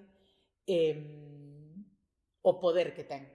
Porque noutras cousas, noutros rexistros, o mellor non podes pasarte tanto, non? Claro. Funciona polo directo, con esa comunicación tan directa, non pola masificación. Entón, por iso tamén é unha ferramenta de cambio, pero de poñer as preguntas, pero en ningún caso darlle a resposta, e sobre todo, que son as persoas que van as que teñen que decidir que facer con iso. Sí. Moi ben, pois eu penso que igual podemos facer xa esa pequena radiografía e que llevamos a facer un pequeno tercer grau. Ai, Dios, socorro. Aí vai. No. Más vez. Collo ajo. Coño, Non, a ver, son preguntas breves para responder, pum. a ver si conseguimos que sexan breves, eso xa sería unha novidade. Non, as preguntas breves van ser. As respostas... Dasi? Doulle. Veña. A ver, Esther. Estás preparada? Sí, veña, va. Un referente. Aí, Cortázar, o primeiro que me veo á cabeza. Unha obra de cabeceira. Rayuela. Unha cita que resoara con vos. Podes autocitarte, se queres. Unha cita. Sí. Uf. Pode ser unha palabra tamén. Sí. Uf, nin idea, unha cita. Dios, eu son tan mala con estas cousas que así de preguntas rápidas que me bloqueo un pouco. Sempre pasa, canta unha canción e teño que cantar cumpleaños feliz. Porque as preguntas rápidas non van... Conta esta, Que non sei. Teño que pensar, Podes pasar palabra. Si despois o axuntamos aquí. Veña. El rosco de... Un pequeno placer. Uf, nadar no mar, por exemplo. Sí. Un soño ou aspiración. Vivir en paz. Xavier Castiñeira, un Veña. referente.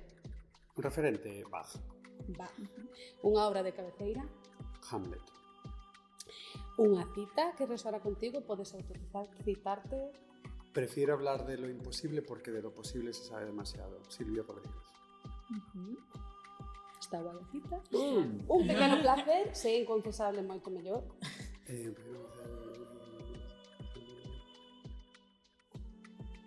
Ay, robarle el pan. Robarle cosas de cuando está comiendo a las demás personas y que no se enteren. Me encanta. É un soño ou aspiración. Acabar con la mudanza. Que ben. Ese bo, tamén é boteño. Pois moitísimas gracias, Ruta Cacero, por Nada, este rato tan guai. A vos por la iniciativa, que creo que es súper guai, ademais dar a posibilidade de falar dende outro lugar así do teatro. Que Sí, non con o temos calma, con calma porque e sempre estamos como... con presa falando do sí. pouco que vendemos, da produción bli e realmente isto así foi como guau, de ter que pensar e pensarse, ¿no? Para compartir guai. Moitas grazas a vos. Nada, Nada, vamos. vos. Agora, se queredes, dicídenos en onde os podedes seguir, as vosas redes, a vosa página web. Pois a nosa página web é butacacero.com. Temos Instagram e Facebook, sobre todo Instagram penso que agora está funcionando máis. Sí. Entonces nada, pois Butaca Cero en Instagram sobre todo, e aí xa actualizamos. Pronto estará toda a información desta temporada e das seguintes, claro. Genial. Genial. Pois moitas grazas. Moitas Nada. Vamos ver, claro, con que nos vamos quedar, porque falando de tantas cousas tan interesantes, Sí, foi. eu agora mesmo quería buscar algo co que quedarme, pero non sei, quedome con moitas cousas. Iso, por exemplo, que dicías ti, o que eu penso non ten por que estar mal. Pode haber outra xente que o comparta, non debo autocensurarme por pensar unha cousa que o mellor pareza pouco convencional. Igual agora vénseme un pouco Sí, iso. a min tamén gustoume moito como que ver realmente a determinación que hai, non, no mundo do teatro para levar adiante proxectos, a validez que tes que darte a ti, porque eu creo que a xente moitas veces pensa que realmente facemos isto precisamente pola frase mítica, non? Por amor á arte. E non, realmente hai que ter moita determinación, eu creo que quedame con eso, coa loita, veña, aí, todos os días. Bueno, pois vos podedes tamén dicirnos con que vos quedades do episodio, que foi o que máis vos gustou, facer calquera aportación que queirades pois nos comentarios no vídeo. Sí, se queredes facer algunha pregunta que teñades curiosidade, podedes deixar nos comentarios. De todos xeitos, en Twitter, agora X, deixaremos como unha caixiña onde podedes deixar os comentarios do capítulo, preguntas, suxerencias e cuestións. Así que nada, xa sabedes. Ata a próxima vez que nos vexamos, dicide Macbeth.